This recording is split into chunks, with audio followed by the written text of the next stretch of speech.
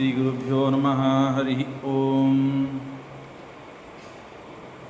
ನಾರಾಯಣಂ ಸುರಗುರುಂ ಜಗದೇಕನಾಥಂ ಭಕ್ತಪ್ರಿಯಂ ಸಕಲಲೋಕನಮಸ್ಕೃತಂ ಚ ತ್ರೈಗುಣ್ಯಮರ್ಜಿತ ಭಜಂ ವಿಭುಮಾದ್ಯಮೀಶಂ ವಂದೇ ಭವಗ್ನಮವರಾಸುರಸಿದ್ಧ್ಯವಂದ್ಯಂ. ನಾರಾಯಣಂ ನಮಸ್ಕೃತ್ಯ ನರಂ ಚೈವ ನರೋತ್ತಮಂ ದೇವೀಂ ಸರಸ್ವತೀಂ ವ್ಯಾಸಂ ತಥೋ ಜಯಮುದೀರಯೇತ್. ಧರ್ಮವಿಜ್ಞಾನವೈರಾಗ್ಯ ಪರಮೈಶ್ವರ್ಯಶಾಲಿನಃ ಆನಂದತೀರ್ಥಭಗವತ್ಪಾದಾನ್ ವಂದೇ ನಿರಂತರಂ.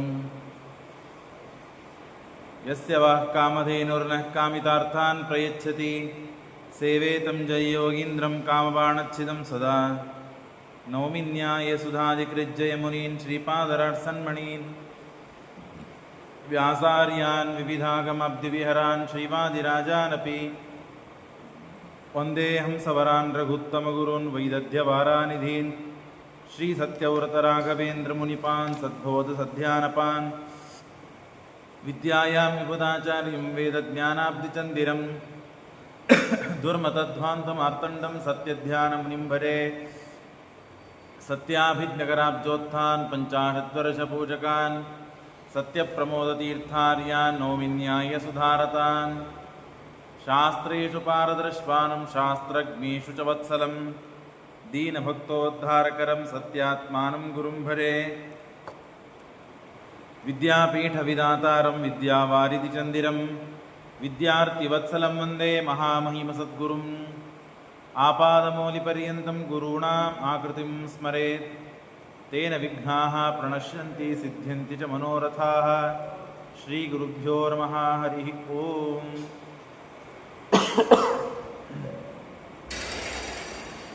ಭಗವಾನ್ ವೇದವ್ಯಾಸದೇವರ ಪರಮಾನುಗ್ರಹದಿಂದ ಸಂಜಯ ದಿವ್ಯದೃಷ್ಟಿಯನ್ನು ಪಡೆದಿದ್ದಾನೆ. ದಿವ್ಯದೃಷ್ಟಿಯನ್ನು ಪಡೆದು ಎಲ್ಲ ಅಲ್ಲಿ ರಣಾಂಗಣದಲ್ಲಿ ಆಗುವಂತಹ ವ್ಯಕ್ತಿಗಳ ಮನಸ್ಸಿನ ವಿಚಾರಗಳನ್ನು, ಅಸ್ತ್ರಶಸ್ತ್ರಗಳ ಪ್ರಯೋಗಗಳನ್ನು ಇತ್ಯಾದಿ ಏನೇನು ಆಗ್ತದೋ ಎಲ್ಲವನ್ನೂ ಕೂಡ ತಿಳಿದು ಅದೇ ರೀತಿಯಾಗಿ ನೋಡಿ ಹೇಳುವ ದಿವ್ಯದೃಷ್ಟಿಯನ್ನು ಸಂಜಯನಿಗೆ ವೇದವ್ಯಾಸದೇವರು ಕೊಟ್ಟು ಧೃತರಾಷ್ಟ್ರನಿಗೆ ಹೇಳುವುದನ್ನೆಲ್ಲ ಉಪದೇಶವನ್ನು ಮಾಡಿ ಅಲ್ಲಿಂದ ಹೊರಟು ಹೋದರು. ಆಗ ಧೃತರಾಷ್ಟ್ರ ಸಂಜಯನಿಗೆ ಪ್ರಶ್ನೆ ಕೇಳ್ತಾನೆ. ಸಂಜಯ, ಭೂಮಿ ಸಲುವಾಗಿ ಜನ ಇಷ್ಟ್ಯಾಕೆ ಬಡದಾಡ್ತಾರೆ? ತನ್ನ ರಾಜ್ಯ ಅಂತ ಹೇಳಿ ರಾಜ್ಯದ ಕಾಮನೆ ಇಷ್ಟ್ಯಾಕೆ ಇರ್ತದೆ? ತನ್ನ ಮಕ್ಕಳಲ್ಲೇ ನಡೀತಾ ಇದೆ.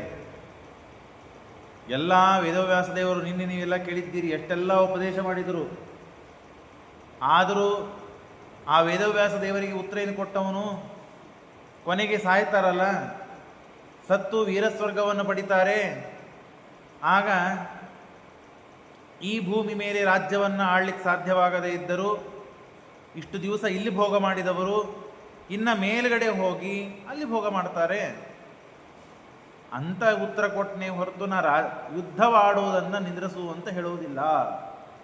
ಸ್ವಲ್ಪ ಈ ಕಡೆ ಬನ್ನಿ, ಗೋಣದ ಎದುರಿಗೆ ಬನ್ನಿ ಅಂತ ಗಟ್ಟಿಯಾಗಿ ಧೃತರಾಷ್ಟ್ರ ತಾನು ವೇದವ್ಯಾಸದೇವರಿಗೆ ಹೇಳಿದ್ದಾನೆ. ಯದ್ಯಪಿ ತಂದೆ, ಆದರೆ ಜಗತ್ಸ್ವಾಮಿ ಭಗವಂತವನು. ಆಗ ಸಂಜಯನಿಗೆ ಈ ಪ್ರಶ್ನೆ ಕೇಳಿದ, ಯಾಕೆ ಇಷ್ಟು ಜಗಳಾಡ್ತಾರೆ? ರಾಜ್ಯ, ಭೂಮಿ ನಂದು ಅಂತ ಹೇಳಿ ಅಂದಾಗ ಆ ಭೂಮಿ ಮಹಿಮೆಯನ್ನು, ಭೂಮಿ ಅಂದರೆ ಏನು, ಭೂಮಿಯಲ್ಲಿ ಏನೇನಿವೆ, ಆ ಭೂಮಿಯ ಮಹಿಮೆಯನ್ನು ಸಂಜಯ ಅದ್ಭುತವಾಗಿ ಹೇಳ್ತಾನೆ. ಭೂಗೋಳ ಖಗೋಳ ಸಾಗರಗಳು, ದ್ವೀಪಗಳು, 84 ಲಕ್ಷ ಯೋನಿ ಜೀವರಾಶಿಗಳಿದ್ದಾರೆ. ಅಷ್ಟೇ ಅಲ್ಲ, ಸುಮ್ಮನೆ ದಾಸರು ಹೇಳಿದ್ದು ಅನಂತ ಜೀವರಾಶಿಗಳಿದ್ದಾರೆ, ಅನಂತ ಯೋನಿಗಳಿವೆ. 84 ತರಹದ ನಾಯಿಯಲ್ಲೇನೆ ಅನೇಕ ಯೋನಿಗಳು, ಅನೇಕ ಜಾತಿಗಳಿವೆ. ಹಾಗೆ ಒಂದು ನಾಯಿ, ಒಂದು ಪ್ರಾಣಿ, ಒಂದು ಪಶು, ಒಂದು ಜೀವ, ಅದರಲ್ಲೇನೆ ಅನೇಕ ಜಾತಿಗಳಿವೆ. ಅದರಲ್ಲಿ ಯೋನಿಗಳು ಬೇರೆ ಬೇರೆ ಇವೆ. ಇಂಥ ಅದ್ಭುತವಾದಂತಹ ಬ್ರಹ್ಮಾಂಡವನ್ನು ನೀವು ಕೇಳಿದ್ದೀರಿ. 50 ಕೋಟಿ ವಿಸ್ತೀರ್ಣವಾದ ಬ್ರಹ್ಮಾಂಡ. ಇದನ್ನೆಲ್ಲ ವಿಸ್ತಾರವಾಗಿ ಕೇಳಿ ತಿಳಿಬೇಕು. ಅದರಲ್ಲಿ 7 ದ್ವೀಪಗಳು, 7 ಸಾಗರಗಳು,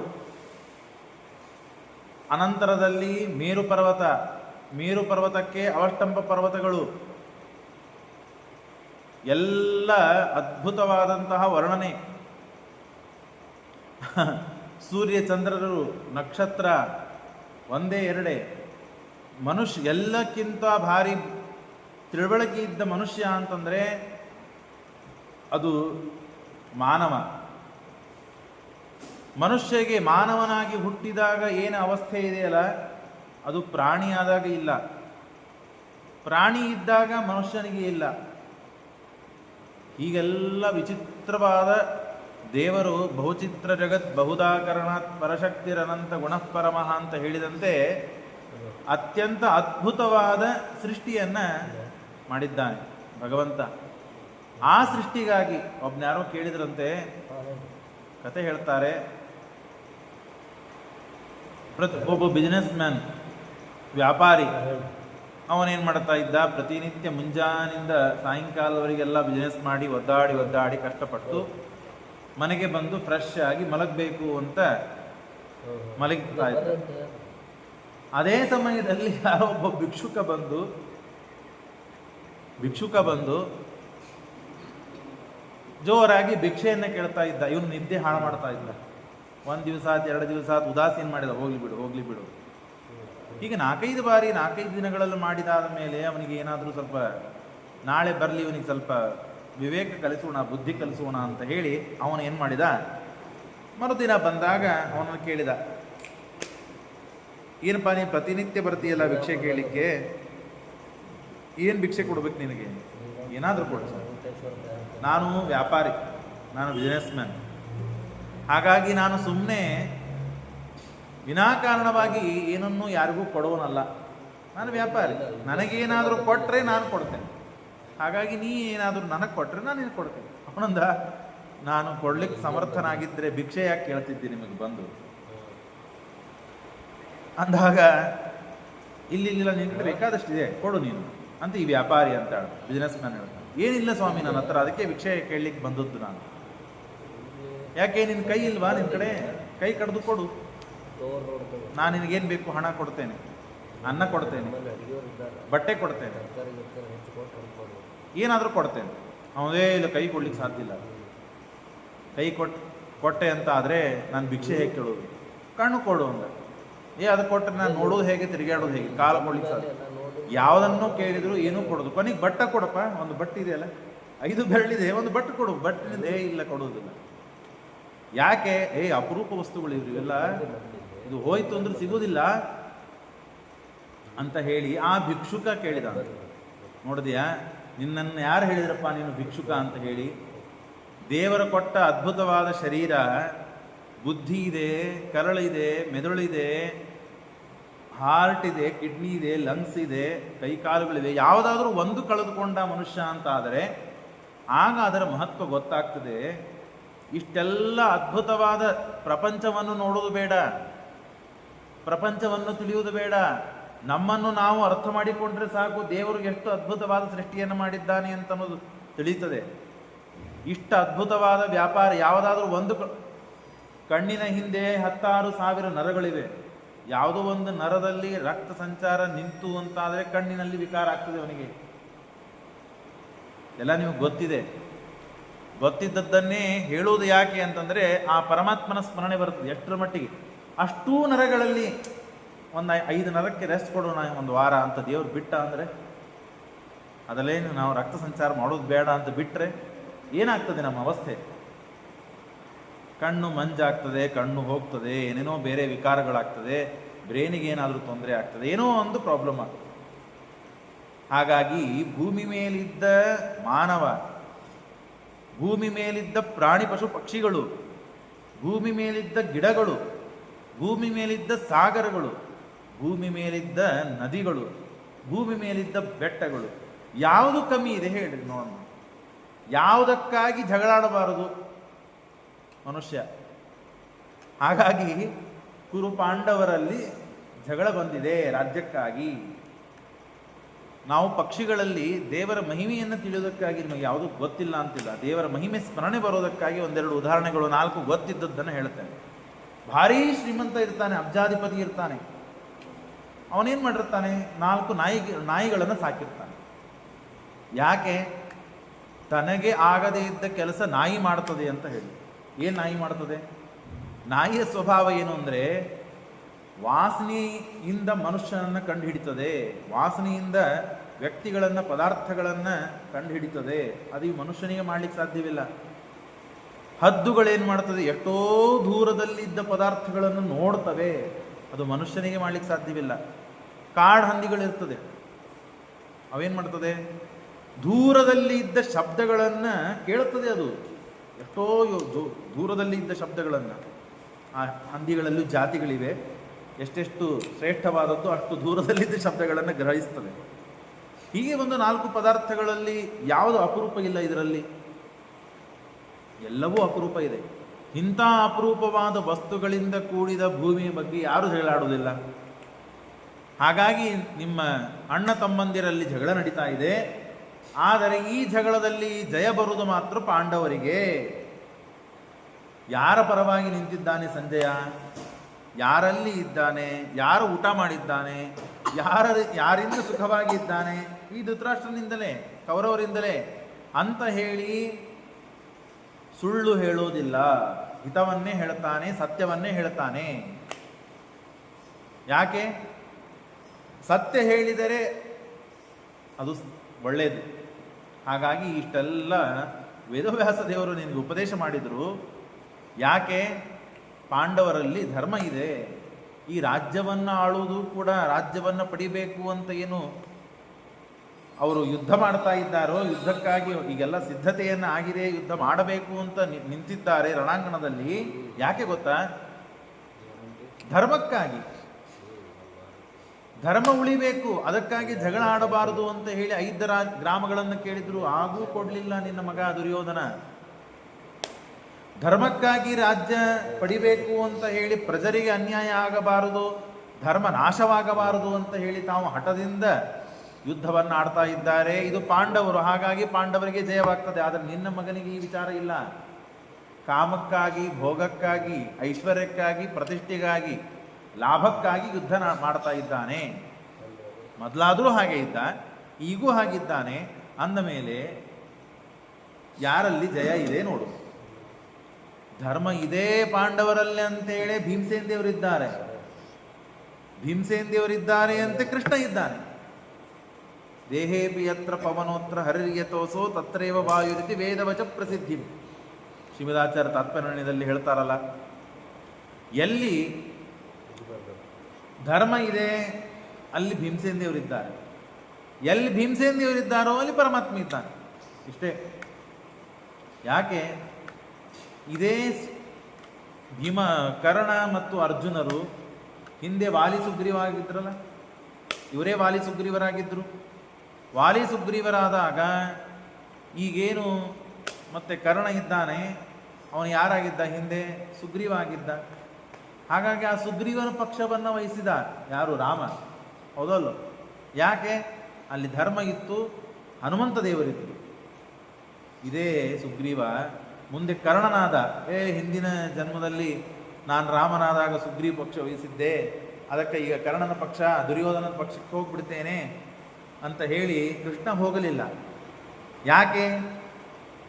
ಭೀಮಸೇನ ದೇವರು ಅದೇ ಹನುಮಂತ ಭೀಮನಾದಾಗ ಎಲ್ಲಿದ್ದಾನೆ?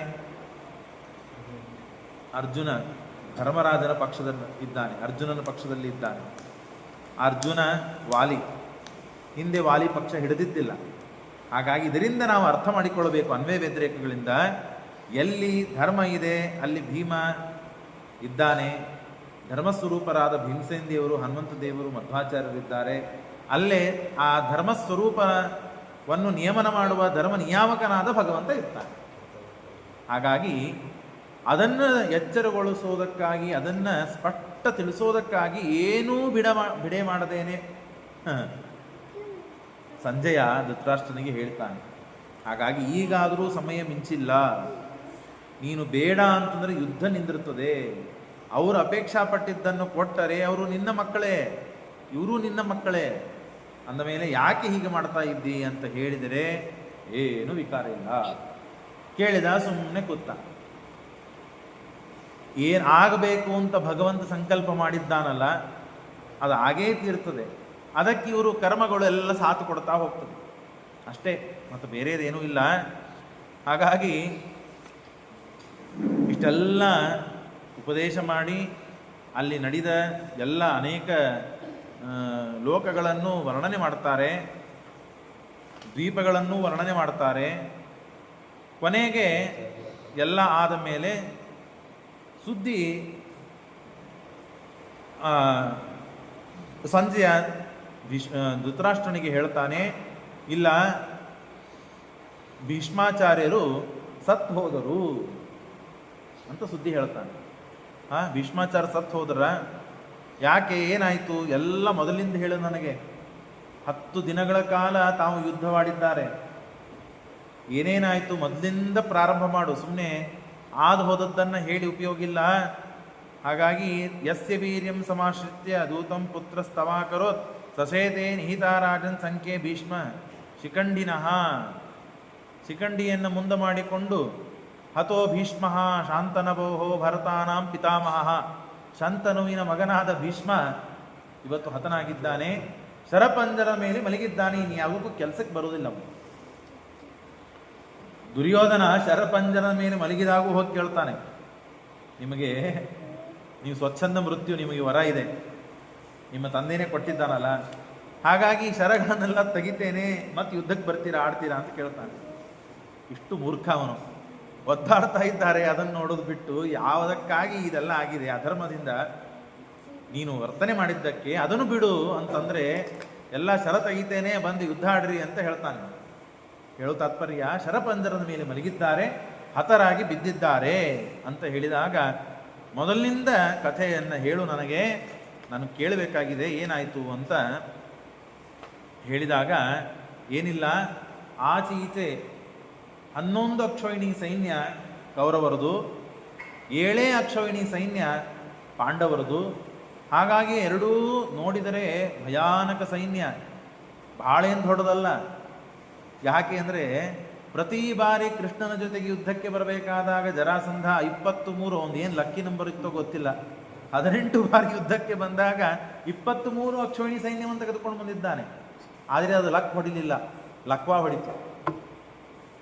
ಪ್ರತಿ ಬಾರಿ ಸೋತು ಹೋಗ್ತಿದ್ದ, ಎಲ್ಲ ಸೈನ್ಯ ನಾಶ ಮಾಡಿಕೊಂಡು ತಾವೊಬ್ಬನೇ ಉಳಿತಿದ್ದ, ಕಳಿಸ್ತಿದ್ದ ಕೃಷ್ಣ. ಅಂದರೆ ಕೃಷ್ಣ ಮತ್ತು ಜರಾಸಂಧನಿಗೆ ಆದ ಯುದ್ಧವೇ ಭಯಂಕರ. ಅದು 23, 5 ಅಕ್ಷೋಹಿಣಿ ಸೈನ್ಯ ಹೆಚ್ಚಾಯ್ತಲ್ಲ, ಇಲ್ಲಿ 18 ಇದೆ. ಆದರೆ ಇದನ್ನೇ ಬಹಳ ಭಯಾನಕ ಹೇಳ್ತಾರೆ. ಇದಿಷ್ಟಾಗಿ ರಾಮರಾವಣನಿಗೆ ಯುದ್ಧ ಎಷ್ಟು ಭಯಾನಕ. ಇನ್ನ ರಾಮರಾವಣಯೋರ್ ಯುದ್ಧಂ ರಾಮರಾವಣಯೋರಿವ, ಮತ್ತೆ ಬೇರೆ ಅದಕ್ಕೆ ಉಪಮಾನ ಇಲ್ಲ. ಅಷ್ಟು ರಾಮರಾವಣರ ಯುದ್ಧವೇ ರಾಮರಾವಣನಿಗೆ ಸಮಾನ, ಇನ್ಯಾವುದಕ್ಕೂ ಸಮಾನ ಅಲ್ಲ ಅಂತ ಹೇಳ್ತಾರೆ. ಹೇಳೋ ತಾತ್ಪರ್ಯ, ಇಲ್ಲಿ ಧರ್ಮಕ್ಕಾಗಿ, ಧರ್ಮವನ್ನು ನಿಲ್ಲಿಸೋದಕ್ಕಾಗಿ ಪರಮಾತ್ಮ ಸ್ವಯಂ ತಾನು ನಿಂತು ಯುದ್ಧ ಮಾಡಿಸ್ತಾ ಇದ್ದಾನೆ. ಹಾಗಾಗಿ ಅಷ್ಟು ಪ್ರಾಶಸ್ತ್ಯ ಯುದ್ಧಕ್ಕೆ ಬರ್ತಾ ಇದೆ. ಭಯಾನಕ 2 ಆಚೆ ಈಚೆ ಸೈನ್ಯ ನಿಂತಿದೆ. ನಿಂತಾಗ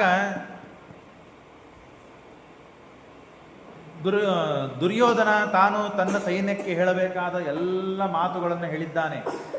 ಅವರಿಗೆಲ್ಲ ವಸ್ತ್ರಗಳನ್ನು ಕೊಟ್ಟಿದ್ದಾನೆ, ಅವರಿಗೆಲ್ಲ ತಮ್ಮ ತಮ್ಮ ಆಯುಧಗಳನ್ನು ಕೊಟ್ಟಿದ್ದಾನೆ. ಯುದ್ಧದ ಎಲ್ಲ ಪೂರ್ಣ ಸಿದ್ಧತೆಯನ್ನು ಮಾಡಿಕೊಂಡಿದ್ದಾರೆ. ಹಾಗೆ ಪಾಂಡವರು ಕೂಡ ಮಾಡಿಕೊಂಡಿದ್ದಾರೆ. ಆಚೆ ಈಚೆ ಎಲ್ಲ ರೆಡಿಯಾಗಿ ನಿಂತಿದ್ದಾರೆ. ಅಷ್ಟರಲ್ಲಿ ಧರ್ಮರಾಜನಿಗೆ ಮನಸ್ಸಿನಲ್ಲಿ ಒಂದು ಸಂದೇಹ ಬಂತು, ಏನೋ ಅವಿಶ್ವಾಸ ಬಂತು. ಧಾತರಾಷ್ಟ್ರಾನ್ಯಾನೀಕಾನಿ ದೃಷ್ಟ್ವಾ ಯೂಢಾನಿ ಪಾಂಡವ ಅಭ್ಯಭಾಷತ ಧರ್ಮಾತ್ಮ ಧರ್ಮರಾಜೋ ಧನಂಜಯಂ. ಧನಂಜಯನಾದ ಅರ್ಜುನನ್ನು ಕುರಿತು ಧರ್ಮರಾಜ ತಾನು ಈ ಮಾತನ್ನಾಡ್ತಾನೆ. ಅಲ್ಲ ಅರ್ಜುನ, ನೋಡು ಆಚೆ ಎಷ್ಟು ದೊಡ್ಡ ಸೈನ್ಯ ಇದೆ, ಎಂಥ ಮಹಾರಥಿಕರಿದ್ದಾರೆ. ಭೀಷ್ಮ, ದ್ರೋಣ, ಕೃಪ, ಅಶ್ವತ್ಥಮ, ಕರ್ಣ, ದುರ್ಯೋಧನ, ಇನ್ನು ಅನೇಕ ಜನ ರಥಿಕರು, ಮಹಾಪರಾಕ್ರಮಶಾಲಿಗಳಿದ್ದಾರೆ. ನಮ್ಮ ಸೈನ್ಯ ಇಷ್ಟೇ ಇದೆ, ಅವ್ರ ಮುಂದೆ ನಾವೆಲ್ಲ ಮಡಿದು ಹೋಗ್ತೇವೇನೋ. ಹಾಗಾಗಿ ಬಹಳ ನನಗೆ ಚಿಂತೆಯಾಗಿದೆ. ನಾವು ಬಿಟ್ಟು ಬಿಡಬೇಕಾಗಿತ್ತು, ಯುದ್ಧ ಆಡಬಾರ್ದಾಗಿತ್ತೇನೋ ಅಂತ ಹೇಳಿ ಏನೋ ಸಂದೇಹ ಪಟ್ಟಂತೆ ಮನಸ್ಸಿನಲ್ಲಿದ್ದ ಮಾತನ್ನು ಬಾಯಿಯಿಂದ ಅರ್ಜುನನ ಮುಂದೆ ಯುಧಿಷ್ಠಿರ ಹೇಳ್ತಾನೆ. ಆವಾಗ ನೇರವಾಗಿ ಅತ್ಯಂತ ಧೈರ್ಯದಿಂದ, ವಿಶ್ವಾಸದಿಂದ ನಾವು ಗೆದ್ದೇ ಗೆಲ್ತೇವೆ ಅಂತನೋ ವಿಶ್ವಾಸದಿಂದ ಗೆಲುವು ನಮ್ಮ ಕಡೆನೇ ಇದೆ. ಎಷ್ಟು ಬೇಕಾದಷ್ಟು ಅವರ ಹತ್ರ ಸೈನ್ಯ ಇರಲಿ, ಏನೂ ಚಿಂತೆ ಮಾಡೋ ಕಾಜಿ ಇಲ್ಲ, ವಿಚಾರ ಮಾಡುವುದು ಬೇಡ ಅಂತ ಅರ್ಜುನ ಅವನಿಗೆ ಹೇಳ್ತಾನೆ. ಏನು ಹೇಳ್ತಾನೆ ಅಂದರೆ, ಜಯ ನಮಗೆ ಇದೆ. ಯಾಕೆ? ಯಥಾತು ನಾರದ ಪ್ರಾಹ ಯಥ ಕೃಷ್ಣಸ್ತೋ ಜಯ ಗುಣಭೂತೋ ಜಯ ಕೃಷ್ಣೋ ಪೃಷ್ಠತೋಭ್ಯೇತಿ ಮಾಧವಂ ತದ್ಯಥಾ ವಿಜಯಶ್ಚಾಸ್ಯ ಸನ್ನತಿಶ್ಚಾಪರೋ ಗುಣಃ ಅನಂತ ತೇಜಾಃ ಗೋವಿಂದಾಃ ಶತ್ರುಪೂರ್ಯೇಷು ನಿರ್ವ್ಯತಃ. ಯಥಾ ನಾರದರಿಂದ ನಾನು ಕೇಳಿದ್ದೇನೆ, ಎಲ್ಲಿ ಧರ್ಮ ಇರ್ತದೋ ಅಲ್ಲಿ ಕೃಷ್ಣ ಇರ್ತಾನೆ, ಅನಂತ ಗುಣಗಳಿಂದ ಪೂರ್ಣನಾದ ಭಗವಂತ. ಹಾಗಾಗಿ ಆ ಭಗವಂತ ನಮ್ಮ ಹತ್ರ ಇದ್ದಾಗ, ಕೃಷ್ಣ ನಮ್ಮ ಹತ್ರ ಇದ್ದಾಗ, ತ್ಯಕ್ತ್ವಾ ಅಧರ್ಮಂ ತಥಾ ಸರ್ವೇ ಧರ್ಮಂಚೋತ್ತಮಮಾಸ್ಥಿತಾಃ, ಯುದ್ಧ ಆಗಬಾರದು ಅಂತ ಎಷ್ಟೆಲ್ಲ ಪ್ರಯತ್ನ ಮಾಡಿದ ಕೃಷ್ಣ. ಕೊನೆಗೆ ಯುದ್ಧವಾಗುವುದಂತಾಯಿತು, ಧರ್ಮ ನಿಮ್ಮಲ್ಲಿದೆ ಅಂತ ಗೊತ್ತಾಯಿತು. ಹಾಗಾಗಿ ನಾನು ನಿಮ್ಮಲ್ಲೇನೆ ಬರ್ತೇನೆ ಅಂತ ಹೇಳಿದ. ಇಷ್ಟೆಲ್ಲ ಸ್ವಯಂ ಸಾಕ್ಷಾತ್ ಭಗವಂತ ನಮ್ಮಲ್ಲಿ ಬಂದು ನೆಲೆಸಿದ್ದಾಗ ಯಾಕೆ ಭಯ ನಮಗೆ? ಗಾಬರಿಗೊಳ್ಳಬೇಡ, ಅಂಜಬೇಡ. ಗುಣಭೂತೋ ಜಯ ಕೃಷ್ಣ ಯತ್ರ ಧರ್ಮ ತತ್ರ ಜಯ, ಯತ್ರ ಕೃಷ್ಣ ತತ್ರ ಜಯ. ಯಾಕೆ? ಧರ್ಮ ನಿಯಾಮಕನಾದವನು ಭಗವಂತ. ಹಾಗಾಗಿ ತದ್ಯಥಾ ವಿಜಯಸ್ಯಾಸ್ಯ ಸನ್ನಿತಶ್ಚಾಪರೋ ಗುಣಃ ಅನಂತ ತೇಜಾಃ, ಅನಂತ ತೇಜಸ್ಸು ಕಾಂತಿಗಳುಳ್ಳಂತಹ ಗೋವಿಂದ ಆ ಕೃಷ್ಣ ಶತ್ರುಭೂಗೇಶು ನಿರ್ಮಿತಃ, ಅವರನ್ನು ಆರಾಮಾಗಿ ಸೋಲಿಸುವಂತೆ ನಮಗೆ ಶಕ್ತಿ ಕೊಡ್ತಾನೆ, ಏನೂ ಕಾಳಜಿ ಮಾಡೋ ಕಾರಣ ಇಲ್ಲ ಅಂತ ಹೇಳಿ ಧರ್ಮರಾಜನಿಗೆ ವಿಶ್ವಾಸವನ್ನು ಕೊಡ್ತಾನೆ. ಇದು ಬಹಳ ಮಹತ್ವದ್ದು. ನಾವು ಅವಾಗ ಅಂತನಕ್ಕಿಂತ ಯಾವಾಗಲೂ ಅವಿಶ್ವಾಸ ಮಾಡ್ತೇವೆ, ಕೆಲಸ ಆಗ್ತದೋ ಇಲ್ಲೋ ಅಂತೇವೆ, ಪಾರಾಯಣ ತಪಸ್ಸು ಹೋಮದಾನ ಮಾಡಿರ್ತೇವೆ, ಮಾಡಿದಾಗ ಕೆಲಸ ಆಗ್ತದೋ ಇಲ್ಲೋ ಅಂತ ವಿಶ್ವಾಸ ಬರ್ತದೆ. ಯಾರೋ ಹೇಳ್ತಾರೆ, ಈ ಹೋಮ ಮಾಡ್ರಿ, ಆ ಹವನ ಮಾಡ್ರಿ, ಈ ಪಾರಾಯಣ ಮಾಡ್ರಿ, ಈ ಜಪ ಮಾಡ್ರಿ, ಈ ಪುರಾಣ ಹೇಳಿಸ್ರಿ, ಈ ಪೂಜೆ ಮಾಡಿಸ್ರಿ ಅಂತ ಎಲ್ಲ ಹೇಳ್ತಾರೆ. ಅದನ್ನು ನಾವು ಕೇಳಿ ಅವಶ್ಯವಾಗಿ ಮಾಡ್ತೇವೆ.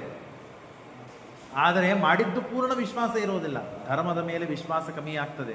ಯಾಕೆ? ಮಾಡಿದ ಮೇಲೆ ಕೆಲಸ ಆಗಿರೋದಿಲ್ಲ. ಕೆಲವೊಮ್ಮೆ ಹಾಗೆಯೂ ಆಗ್ತದೆ. ಮಾಡಿದ ಕೂಡಲೇ ಕೆಲಸವನ್ನು ಅಪೇಕ್ಷೆ ಪಡೋರು ಯಾವಾಗಲೂ ನಾವು. ಒಲೆ ಹಚ್ಚಿ ಪಾತ್ರೆಯನ್ನು ಇಟ್ಟು ಅಕ್ಕಿ ಹಾಕಿದ ಕೂಡಲೇ ಅನ್ನ ಆಗಬೇಕು ಅಂತ ನಮಗೆಲ್ಲ. ಯಾರು ರಾಮಚಂದ್ರ ದೇವರು ಬಂದ್ರಲ್ಲ, ರಾಮಚಂದ್ರ ದೇವರಲ್ಲಿ ದುರ್ವಾಸರು ಬಂದರು. ನನಗೆ ಹಿಂದೆ ಆಗಿದ್ದಿರಬಾರದು, ಮುಂದೆ ಆಗಿರಬಾರದು ಅಂತ ಅನ್ನವನ್ನು ಕೊಡು. ಮಾತು ಮುಗಿಯುವುದರೊಳಗೆ ಅನ್ನ ಕೊಟ್ಟು ಮುಗಿಸ್ಬಿಟ್ಟ ಪರಮಾತ್ಮ. ಚತುರ್ವಿಧವಾದ ಅನ್ನಗಳನ್ನು ಕೊಟ್ಟು ಮುಗಿಸಿಬಿಟ್ಟ. ಅಷ್ಟು ಪಕ್ವತೆ ಸಾಧನೆ ದೇವರೇ ಆಗ್ಲಿಕ್ಕೆ ನಾವಂತೂ ಸಾಧ್ಯ ಇಲ್ಲ. ಹಾಗಾಗಿ ಅದಕ್ಕೆ 40 ನಿಮಿಷವೋ 50 ನಿಮಿಷವೋ ಎಷ್ಟು ಬೇಕು ಸಮಯ, ಅಷ್ಟು ಅನ್ನ ಆಗಲಿಕ್ಕೆ ನಾವು ಕಾಯ್ತೇವೆ. ಅಂದಮೇಲೆ ನಾವು ಒಂದು ಸಾಧನೆಯನ್ನು ಮಾಡಿದಾಗ, ಯಾವುದೋ ಒಂದು ಹೋಮ ಹವನ ತಪಸ್ಸು ದಾನ ಧರ್ಮ ಏನು ಮಾಡಿರ್ತೇವೋ ಅದರಿಂದ ಫಲ ಬರುವವರೆಗೂ ನಮಗೆ ಸಹನೆ ಮಾಡುವ ಶಕ್ತಿ ಇರೋದಿಲ್ಲ. ಹಾಗಾಗಿ ನಮಗೆಲ್ಲ ಅವಸ್ಥೆ ಬರ್ತದೆ, ನಮಗೆಲ್ಲ ಬರುವ ಪ್ರಶ್ನೆಗಳಿವೆ. ಹಾಗಾಗಿ ದೇವರಿದ್ದಾನೋ ಇಲ್ಲೋ, ಗುರುಗಳು ಹೇಳಿದ ಸತ್ಯವಾಗ್ತದೋ ಇಲ್ಲೋ, ಮಾಡಿದ ಕರ್ಮ ಫಲ ಕೊಡ್ತಾ ಇಲ್ಲ. ಹಾಗಾಗಿ ಸುಮ್ಮನೆ ಒದ್ದೆ ಹಚ್ಕೊಂತಾರೆ, ತಪಸ್ಸು ಮಾಡಂತಾರೆ, ಇವೆಲ್ಲ ಆಗೋದಿಲ್ಲ. ಆದರೆ ಏನಾಗಬೇಕಾಗಿತ್ತು ಇತ್ಯಾದಿ ಸಂದೇಹಗಳು ಎಷ್ಟೋ ವಿಶ್ವಾಸದಿಂದ ಫಲವನ್ನು ಪಡೆದವರಿಗೇನೇ ಬರ್ತದೆ. ಹಾಗಾಗಿ ಅರ್ಜುನನ ಮಾತನ್ನು ನಾವು ಅರ್ಥ ಮಾಡಿಕೊಳ್ಳಬೇಕು. ಆ ಇಂದ್ರ, ಅರ್ಜುನ ಅಂದರೆ ಸಾಮಾನ್ಯ ಅಲ್ಲವನು, ದೇವೇಂದ್ರ, 3 ಲೋಕಕ್ಕೆ ರಾಜ ಅವನು. ಅಂಥ ದೇವೇಂದ್ರ ಧರ್ಮಸ್ವರೂಪನಾದ ಧರ್ಮರಾಜ, ಯಮಧರ್ಮರಾಜ, ಅವನೇ ಈಗ ಧರ್ಮರಾಜ, ಅವನಿಗೆ ಉಪದೇಶ ಮಾಡ್ತಾ ಇದ್ದಾನೆ ಅಂದರೆ ಏನರ್ಥ? ಅವನನ್ನು ನಿಮಿತ್ತ ಮಾಡಿಕೊಂಡು ನಾವು ಆ ಉಪದೇಶಗಳನ್ನು ಅರ್ಥ ಮಾಡಿಕೊಳ್ಳಬೇಕು ಅಂತ ಅರ್ಥ. ದೇವರಿದ್ದಾನೆ ಅಂತ ನಂಬಿದೆಯಲ್ಲ, ಧರ್ಮ ಇದೆ ಅಂತ ನಂಬಿದೆಯಲ್ಲ, ಸ್ವಲ್ಪ ತಾಳು, ಸಹನೆ ಮಾಡ್ಕೊ, ಫಲ ಸಿಗ್ತದೆ. ಫಲ ಸಿಗುವವರೆಗೂ ಇನ್ನೇನು ಸಿಗಬೇಕು ಅಂತ ಅಂದ್ಕೊಂಡು ದೇವರು ಕೊಡಬೇಕು ಅಂತ ವಿಚಾರ ಮಾಡ್ತಿರ್ತಾನೆ. ಅಷ್ಟರೊಳಗೆ ಅವಿಶ್ವಾಸ ಮಾಡಿ ಇದ್ದದ್ದನ್ನು ಬಿಟ್ಟು ಬೇರೆ ಹಾದಿಯನ್ನು ಹಿಡಿದು ಬಿಟ್ಟರೆ ದೇವರು ಕೊಡುವುದನ್ನೇ ನಿಲ್ಲಿಸ್ಬಿಡ್ತಾನೆ. ಹೀಗೆಲ್ಲ ಆಗ್ತದೆ. ಹಾಗಾಗಿ ಇಷ್ಟು ದಿನಗಳ ಕಾಲ ನಮಗೆ ಫಲ ಕೊಟ್ಟಿದ್ದಾನೆ ಭಗವಂತ, ಆರಾಮಾಗಿದ್ದೇವೆ, ಯಾವ ತೊಂದರೆಗಳಾಗಿಲ್ಲ. ಸ್ವಲ್ಪ ಸಣ್ಣ ಪುಟ್ಟ ತೊಂದರೆಗಳಾಗಿ ಅದನ್ನು ಮುಗಿದು ಹೋಗಿದೆ ಅಂತ ನಾವು ಆರಾಮಾಗಿ ಇರ್ತೇವೆ. ಅಂದಮೇಲೆ ಅದರಂತೆ ಮುಂದೂ ದೇವರ ರಕ್ಷಣೆ ಮಾಡ್ತಾನೆ ಅಂತನೂ ವಿಶ್ವಾಸ ಭರವಸೆಯಲ್ಲಿ ನಾವು ಅವಶ್ಯವಾಗಿ ಇರಲೇಬೇಕು. ಅದಾಗಲೇ ನಮ್ಮ ಉಳಿಗಾಲ ಇದೆ. ಧರ್ಮ ನಮ್ಮನ್ನು ರಕ್ಷಣೆ ಮಾಡ್ತದೆ. ನಾವು ಧರ್ಮವನ್ನು ಪುಷ್ಟಿಯನ್ನು ಮಾಡಿ, ಧರ್ಮದ ಪುಷ್ಟಿಯನ್ನು ಮಾಡಿದಾಗ ಧರ್ಮ ನಮ್ಮನ್ನು ರಕ್ಷಣೆ ಮಾಡ್ತದೆ. ಹಾಗಾಗಿ ಇಷ್ಟೇ ಯಾಕೆ ನೀನು ವಿಚಾರ ಮಾಡ್ತಾ ಇದ್ದಿ? ನಮ್ಮಲ್ಲಿ ಸೇನೆಗೆ ಅತ್ಯಂತ ಯೋಗ್ಯನಾದ ವ್ಯಕ್ತಿಯನ್ನು ನಿಭಾಯಿಸಿದ್ದೇವೆ. ಯಾರವನು? ಭೀಮ. ಆಚೆ ಇದ್ದವರು ಭೀಷ್ಮಾಚಾರ್ಯರು.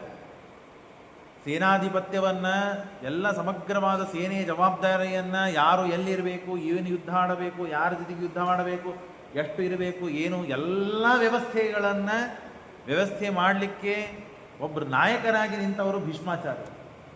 ಅದೇ ರೀತಿಯಾಗಿ ಈ ಕಡೆ ನಿಂತವರು ಭೀಮಸೇನ ದೇವರು. ಭೀಷ್ಮರು ಆ ಕಡೆ ಈ ಕಡೆಗೆ ನಿಯಾಮಕರಾಗಿ ನಿಂತಿದ್ದಾರೆ. ಆ ಭೀಷ್ಮಾಚಾರ್ಯ ಭೀಮ ಏನು ಪರಾಕ್ರಮದಲ್ಲಿ ಕಮ್ಮಿ ಇದ್ದಾನ, ಇದೆಲ್ಲ ವಿಶ್ವಾಸವನ್ನು ಕೊಡ್ತಾನೆ. ಅಚಲಂ ನಾಮ ವಜ್ರಾಖ್ಯಂ, ವಜ್ರಕಾಯ ಭೀಮ. ಕುಟ್ಟಿ ಎಲ್ಲರನ್ನು ಸಂಹಾರ ಮಾಡ್ತಾನೆ. ಗಿಡಗಳನ್ನು ಬೆಟ್ಟಗಳನ್ನು ಎತ್ತಿ ಕುಟ್ತಾನೆ. ಬೇಡ, ಇದು ರೂಪವನ್ನು ತಾಳಿದಾಗ, ಅವತಾರ ಮಾಡಿದಾಗ, ಮೂಲ ರೂಪದಲ್ಲಿ ಬ್ರಹ್ಮಾಂಡವನ್ನೇ ಎರಡು ಹೋಳು ಮಾಡಿ ಚಳ್ಳಮ್ಮನಂತೆ ಬಾರಿಸ್ತಾರೆ ಅವರು. ದೇವರ ಮಂಗಳಾರತಿ ನಡೆದಾಗ ಜಾಗಂಡಿ ಚಳ್ಳಮ್ಮ ಬಾರಿಸ್ತೀವಲ್ಲ, ಹೀಗೆ ಮಹತ್ತತ್ವದವರಿಗಿರುವ ಅವರು ದೇಹ, ಅವರ ಪರಾಕ್ರಮ, ಅವರ ಸಾಮರ್ಥ್ಯ. ವಾಯುರ್ಭೀಮೋ ಭೀಮನಾದೋ ಮಹೋಜಾಂಚ ಪ್ರಾಣಿನಾಂ ಪ್ರಾಣಭೂತಃ ಅನಾವೃತ್ತಿರ್ ದೇಹಿನಾಂ ದೇಹವಾದಿತಸ್ಮಾತ್ ವಾಯುರ್ ದೇವದೇವೋ ವಿಶಿಷ್ಟ. ದೇವತೆಗಳಿಗೂ ಸತ್ತಾಪ್ರತೀತಿ ಪ್ರವೃತ್ತಿಗಳನ್ನು ಕೊಟ್ಟು ಎಲ್ಲ ಕಾರ್ಯಗಳನ್ನು ನಿಯಮಿಸಿ, ದೇವರು ಅದ್ಭುತವಾದ ಶಕ್ತಿಯನ್ನು ಕೊಟ್ಟು ಎಲ್ಲ ದೇವತೆಗಳಲ್ಲಿ ನಿಂತು ಎಲ್ಲ ನಿಯಮನವನ್ನು ಮಾಡುವ ಸಾಮರ್ಥ್ಯವನ್ನು ಕೊಟ್ಟವರೇ ವಾಯುದೇವರು. ಹಾಗಾಗಿ ಆ ವಾಯುದೇವರಿದ್ದಾರೆ. ಅತ್ಯಂತ ವಜ್ರದಂತೆ ಕಠೋರವಾದಂತಹ ದೇಹವನ್ನು ಪಡೆದವರು. ಅಂಥವರಿದ್ದಾಗ ಯಾಕೆ ಗಾಬರಿ ಆಗ್ಬೇಕು ನೀನು? ನಹಿ ಸೋಸ್ತಿ ಪುಮಾನ್ ಲೋಕೆ ಸಮೃದ್ಧ ಋಕೋದರಂ. ಅವನಷ್ಟು ಶಕ್ತಿ ಸಾಮರ್ಥ್ಯ ಇದ್ದವನು. ಪಾಂಡಿತ್ಯೇ ಚ ಪಟುತ್ವೇ ಚ ಶೂರತ್ವೇ. ಜ್ಞಾನ ಅಂತಿರಲ್ಲ, ಜ್ಞಾನದೊಳಗೂ ಅತ್ಯಂತ ಬಲಿಷ್ಠವಾದ ಜ್ಞಾನ. ಅವರಷ್ಟು ಸಮರ್ಥವಾದ ಜ್ಞಾನ ಯಾರಿಗೂ ಇಲ್ಲ. ಇನ್ನು ಪಾಂಡಿತ್ಯ ಮತ್ತು ಪಟುತ್ವ ಮತ್ತು ಶೂರತ್ವ, ಯಾವ ಗುಣಗಳಲ್ಲಿಯೂ ಅವರು ಸಮಾನರಾದವರು ಯಾರೂ ಇಲ್ಲ. ಹಾಗಾಗಿ ಅವರು ಜೀವೋತ್ತಮ. ಇಷ್ಟು ಅದ್ಭುತವಾದ ವ್ಯಕ್ತಿತ್ವವನ್ನು ಪಡೆದ ಭೀಮಸೇನ ದೇವರು ಇದ್ದಾಗ ಯಾಕೆ ನಾವು ಗಾಬರಿ ಆಗಬೇಕು? ಚರನ್ನೇವೇ ನಮೋತಾ ಸಮುದ್ರಮಿವ ಶೋಧನಂ. ವಾಯುದೇವರು ಜೋರಾಗಿ ಗಾಳಿ ಬೀಸಿದರೆ ಸಮುದ್ರ ಬಣಿಗೆ ಹೋಗ್ತದೆ. ಇದು ಸಾಮರ್ಥ್ಯ ಇದೆ ವಾಯುದೇವರಿಗೆ, ಭೀಮಸೇನ ದೇವರಿಗೆ. ಭೀಮಸೇನಂ ಗದಾ ದರ್ಶನ್ ಭೀಮಸೇನಂ ತದಾ ರಾಜನ್ ದರ್ಶಯಸ್ವ ಮಹಾಬಲಂ. ಹಾಗಾಗಿ ಇಷ್ಟು ಸಾಮರ್ಥ್ಯವನ್ನು ಪಡೆದಂತಹ ಆ ಭೀಮನ ಪರಾಕ್ರಮ ಮುಂದೆ ಈ ಎಲ್ಲ ಜನ ಎಲ್ಲಿ ಸೇರಬೇಕು?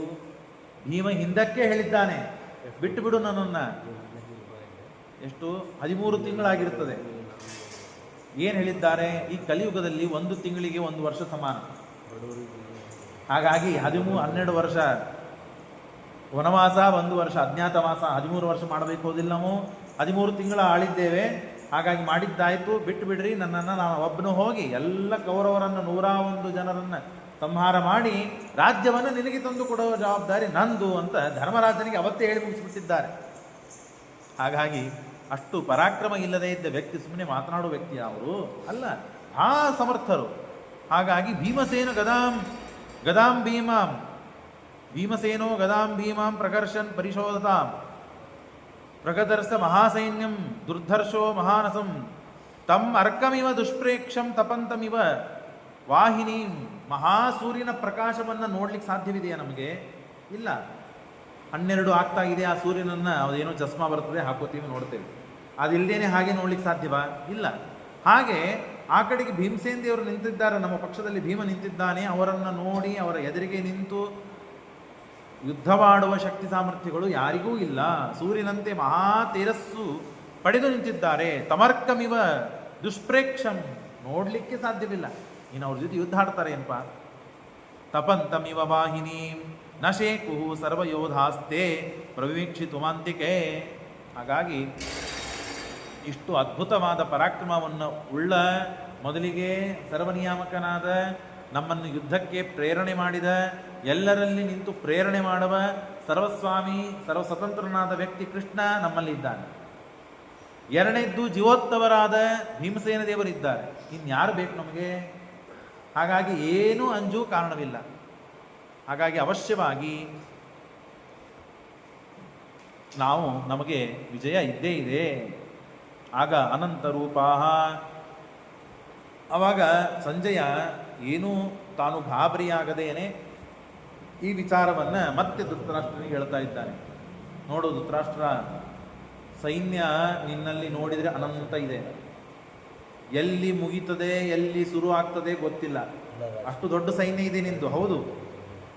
ಅನಂತ ರೂಪಾಹ ಧ್ವಜನೀ ನರೇಂದ್ರಾಹ ಭೀಮಾತ್ಮನೀಯಾನದ ಪಾಂಡವಾನಾಂ ತಾಂ ಚೈವ ಮನ್ಯೆ ಬೃಹತಿಂ ದುಷ್ಪರ್ಶಾಂ ಯಸ್ಯಾನೇತ ಕೇಶವಶ್ಚಾರ್ಜುನಶ್ಚ. ಆದರೆ ಮಹತ್ವದ ಒಂದು ಸಿದ್ಧಾಂತವನ್ನು ಹೇಳ್ತಾನೆ. ಹಿಂದೆ ಬೆಟ್ಟಗಳ, ಇಡೀ ಭೂಮಿಯ, ಇಡೀ ಪರಮಾತ್ಮನಿಂದ ನಿರ್ಮಿತವಾದಂತಹ ಅದ್ಭುತವಾದ ವಸ್ತುಗಳಿಂದ ಕೂಡಿದ ಪೃಥ್ವಿಯನ್ನು ಹೇಳಬೇಕಾದರೆ ಆ ಪೃಥ್ವಿಯನ್ನು ಸಂಪಾದನೆ ಮಾಡೋದಕ್ಕಾಗಿ ಜಗಳ ನಡೀತಾ ಇದೆ ಅಂತೂ ಹೇಳಿ ಮುಗಿಸಿದರು. ಅಲ್ಲಿ ಅನಂತ ಅಚಿಂತ್ಯವಾದ ವಸ್ತುಗಳು ಇವೆ. ಅದು ನಮ್ಮ ಕಣ್ಣಿಗೆ ಕಂಡಿಲ್ಲ ಅನ್ನೋ ಮಾತ್ರಕ್ಕೆ ಅದು ಇಲ್ಲ ಅಂತಲ್ಲ. ದೇವರ ಅಚಿಂತ್ಯ ಅದ್ಭುತ ಶಕ್ತಿಯಿಂದ ಪರಮಾತ್ಮ ಅಣುವಾದ ಪದಾರ್ಥದಲ್ಲಿಯೂ ಅನಂತವಾದ ಪ್ರಭೇದಗಳಿವೆ ಅಂತ ನಿರ್ಣಯ ಮಾಡಿಕೊಟ್ಟಿದ್ದಾನೆ. ಮಹತ್ತರವಾದ ಪದಾರ್ಥ ಅವ್ಯಾಕೃತ ಆಕಾಶ, ಅದಕ್ಕಿಂತಲೂ ಅನಂತವಾದ ಮಹತ್ತಾದ ದೇಶದಲ್ಲಿ ಪರಮಾತ್ಮ ವ್ಯಾಪಿಸಿದ್ದಾನೆ ಅಂತೂ ಹೇಳಿಕೊಟ್ಟಿದ್ದಾನೆ. ಇದನ್ನು ಸಂಜಯ ಹೇಳುತ್ತಾನೆ. ಇಷ್ಟು ಜ್ಞಾನ ಬರಲಿಕ್ಕೆ ಸಾಧ್ಯ ಏನು ಅಂದರೆ ವೇದವ್ಯಾಸ ದೇವರ ಅನುಗ್ರಹ. ಹಾಗೆ ಇಷ್ಟು ಅಪಾರವಾದ ಸೈನ್ಯವನ್ನು ಇವನು ಕಣ್ಣಿನಿಂದ ನೋಡ್ತಾ ಇದ್ದಾನೆ. ಮತ್ತೆ ಕಣ್ಣಿನಿಂದ ನೋಡೇ ಹೇಳೋದು. ಹೇಗೆ? ವೇದವ್ಯಾಸ ದೇವರ ಅನುಗ್ರಹದಿಂದ. ಆದರೆ ಏನು ಮಾಡಬೇಕು? ಬೇಕಾದಷ್ಟು ಜನ ಇರಲಿ ಅವರ ಹತ್ರ. ಧೃತರಾಷ್ಟ್ರ, ನಿನ್ನ ಮಗನ ಹತ್ರ ಬೇಕಾದಷ್ಟೆಲ್ಲ ಜನ ಇದ್ದಾರೆ. ಆದರೆ ಸಮಗ್ರವಾದ ಸೈನ್ಯವನ್ನು ನಿಭಾಯಿಸುವ, ಸಂಹಾರ ಮಾಡುವ ಜವಾಬ್ದಾರಿಯನ್ನು ತೆಗೆದುಕೊಂಡವರು ಯಾರು ಗೊತ್ತಾ? ಯಸ್ಯ ನೇತ ಕೇಶವಾಶ್ಚಾರ್ಜುನಶ್ಚ. ಕೇಶವ ಅರ್ಜುನ ಇಬ್ಬರಿದ್ದಾರೆ. ಹಾಗಾಗಿ ಎಲ್ಲವನ್ನೂ ನಿಭಾಯಿಸ್ತಾರೆ. ಕೃಷ್ಣ ಹೇಳಿದಂತೆ ಅರ್ಜುನ ಕೇಳ್ತಾನೆ. ಭೀಮನಿಗೆ ಯಾರು ಕೇಳುವುದು ಅವಶ್ಯಕತೆ ಇಲ್ಲ. ಅವರ ಬಾಹುಬಲದಿಂದ ಎಲ್ಲರನ್ನು ಕುಟ್ಟಿ ಹಾಕಿಬಿಡ್ತಾರೆ. ಹಾಗಾಗಿ ನಾವೇನು ತಿಳಿದುಬಿಟ್ಟಿದ್ದೇವೆ ಅಂದರೆ, ಅರ್ಜುನ ಇಷ್ಟು ಭರವಸೆ ಕೊಡ್ತಾ ಇದ್ದಾನೆ.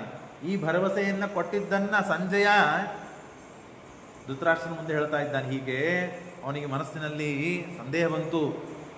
ಕೌರವರ ಬಲ ಹೆಚ್ಚಿದೆ, ನಮಗಾಗುವುದಿಲ್ಲ ಯುದ್ಧ ಮಾಡಲಿಕ್ಕೆ ಅಂತ ಪಾಪ ತ್ರಸ್ತನಾದಾಗ, ಕುಸಿದು ಬಿದ್ದಾಗ ಅರ್ಜುನ ಧೈರ್ಯವನ್ನು ತುಂಬಿದ ಅಂತ ಹೇಳ್ತಾ ಇದ್ದಾನೆ. ಏನೇನು ಧೈರ್ಯ ತುಂಬಿದ, ಏನೇನು ಮಾತುಗಳಾಯಿತು, ಅದನ್ನೆಲ್ಲ ವಿವರಿಸಿ ಸಂಜೆ ಹೇಳ್ತಾ ಇದ್ದಾನೆ. ಮತ್ತು ಕೃಷ್ಣಾರ್ಜುನರಿದ್ದಾರೆ, ಅದೇ ರೀತಿಗೆ ಭೀಮ ಇದ್ದಾನೆ.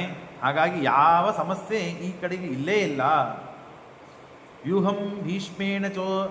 ಅಷ್ಟೇ ಅಲ್ಲದೇನೆ ನಿನ್ನ ಮಗ ದುರ್ಯೋಧನ ಭೀಷ್ಮರು ರಕ್ಷಿತರಾಗಬೇಕು. ಎಲ್ಲ ಕಣ್ಣು ಭೀಷ್ಮರ ಮೇಲೆ ಇರ್ತದೆ. ಅವರು ಮಹಾಜಟ್ಟಿ, ಮಹಾಬಲಿಷ್ಠರು. ಹಾಗಾಗಿ ಭೀಷ್ಮರು ಸುತ್ತಲೂ ಎಲ್ಲರೂ ನಿಂತಿದ್ದಾರೆ.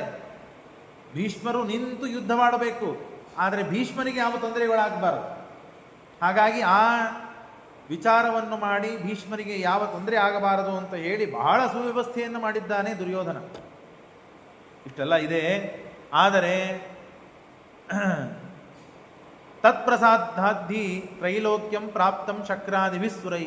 ಆದರೆ ಒಂದು ಮಾತು ನಿನಗೆ ಹೇಳಬೇಕು ಧೃತರಾಷ್ಟ್ರ, ನಾವು ಬೇಕಾದೆಲ್ಲ ಮಾಡಿದರೂ ದೇವರ ಅನುಗ್ರಹ ನಮ್ಮ ಮೇಲೆ ಇಲ್ಲ, ನಮ್ಮ ಪಕ್ಷದಲ್ಲಿ ಇಲ್ಲ. ಮತ್ತೆಲ್ಲೇ ಬಂದ, ಯಾಕೆ? ಧರ್ಮ ಇಲ್ಲ. ಧರ್ಮ ಇಲ್ಲ, ಆದ್ದರಿಂದ ದೇವರು ನಮ್ಮ ಮೇಲೆ ಇಲ್ಲ, ದೇವರು ನಮಗೆ ಪ್ರಸಾದ ಮಾಡೋದಿಲ್ಲ, ಪ್ರಸಾದ ಕೊಡುವುದಿಲ್ಲ.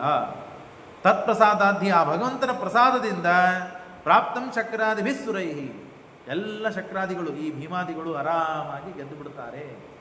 ಅಂದರೆ ದೇವರ ಅನುಗ್ರಹ ಒಂದು ಹೇಗಿದೆಯಲ್ಲ, ಏನೂ ಇಲ್ಲದೆ ಇದ್ದ ವ್ಯಕ್ತಿ ದೇವರ ಅನುಗ್ರಹ ಹೊಂದಿತ್ತು ಅಂದರೆ ಎಲ್ಲವನ್ನು ಸಾಧಿಸಲು ಸಮರ್ಥ, ಆ ಶಕ್ತಿ ಬರ್ತದೆ.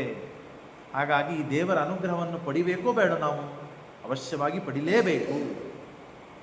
ಬೇಕಾದಷ್ಟೆಲ್ಲ ಸಂಪತ್ತಿರಲಿ, ಬೇಕಾದಷ್ಟೆಲ್ಲ ಜನ ಇರಲಿ, ಬೇಕಾದಷ್ಟೆಲ್ಲ ನಮ್ಮನ್ನು ರಕ್ಷಣೆ ಮಾಡುವ ಜನ ಇರಲಿ, ಆದರೆ ದೇವರ ರಕ್ಷಾ ಕವಚ ಅಂತನ್ನುವ ಅನುಗ್ರಹ ನಮ್ಮ ಮೇಲೆ ಇರಲಿಲ್ಲ ಅಂತ ಆದರೆ ನಾವು ನೋಡ್ತೇವೆ, ಸಾವಿರಾರು ರೂಪಾಯಿಗಳು ವೆಚ್ಚ ಮಾಡ್ತಾರೆ, ಅನೇಕ ಕೋಟಿಗಳನ್ನು ಖರ್ಚು ಮಾಡ್ತಾರೆ, ಆದರೆ ಒಬ್ಬ ವ್ಯಕ್ತಿಯನ್ನು ಉಳಿಸ್ಕೊಳ್ಳಿಕ್ಕಾಗೋದಿಲ್ಲ. ಬೇಕಾದಷ್ಟು ರೊಕ್ಕ ಇರ್ತದೆ. ಸಣ್ಣ ಹುಡುಗರಿ, ಈಗ ಮದುವೆ ಆಯ್ತು ರೀ, ಉಳಿಬೇಕಾಗಿತ್ತು ರೀ, ಬೇಕಾದೆಲ್ಲ ಖರ್ಚು ಮಾಡಿದ್ವಿ, ಆಗಲಿಲ್ಲ ಅಂದರೆ ಏನರ್ಥ ಆಯಿತು? ಇದರಿಂದ ಯಾವುದಿದ್ದರೂ ಏನೂ ಪ್ರಯೋಜನ ಇಲ್ಲ. ದೇವರ ಪ್ರಸಾದ, ದೇವರ ಅನುಗ್ರಹ ಇರಬೇಕು ಅಂದಾಗಲೇ ಏನೂ ಆಗಿರೋದಿಲ್ಲ. ದೊಡ್ಡ ರೋಗ ಆಗಿರ್ತದೆ, ಏನೋ ಹೇಳ್ತಾರೆ, ಯಾವುದೋ ಗುಡಿ ಪ್ರದಕ್ಷಿಣೆ ಹಾಕು, ಬೃಂದಾವನ ಸೇವೆ ಮಾಡು, ತೀರ್ಥವನ್ನು ಸ್ವೀಕಾರ ಮಾಡು, ಬ್ರಾಹ್ಮಣರ ಸೇವೆ ಮಾಡು, ಅದನ್ನು ಮಾಡಿ ಪರಿಹಾರ ಮಾಡಿಕೊಂಡವರಿದ್ದಾರೆ ಎಂತೆಂಥ ಮಹಾ ರೋಗಗಳನ್ನು. ಈ ಎರಡೂ ಮುಖಗಳನ್ನು ನಾವು ಕಂಡಾಗ ಅನುಗ್ರಹ ಇದು ಬಹಳ ಪ್ರಧಾನವಾಗುತ್ತೆ.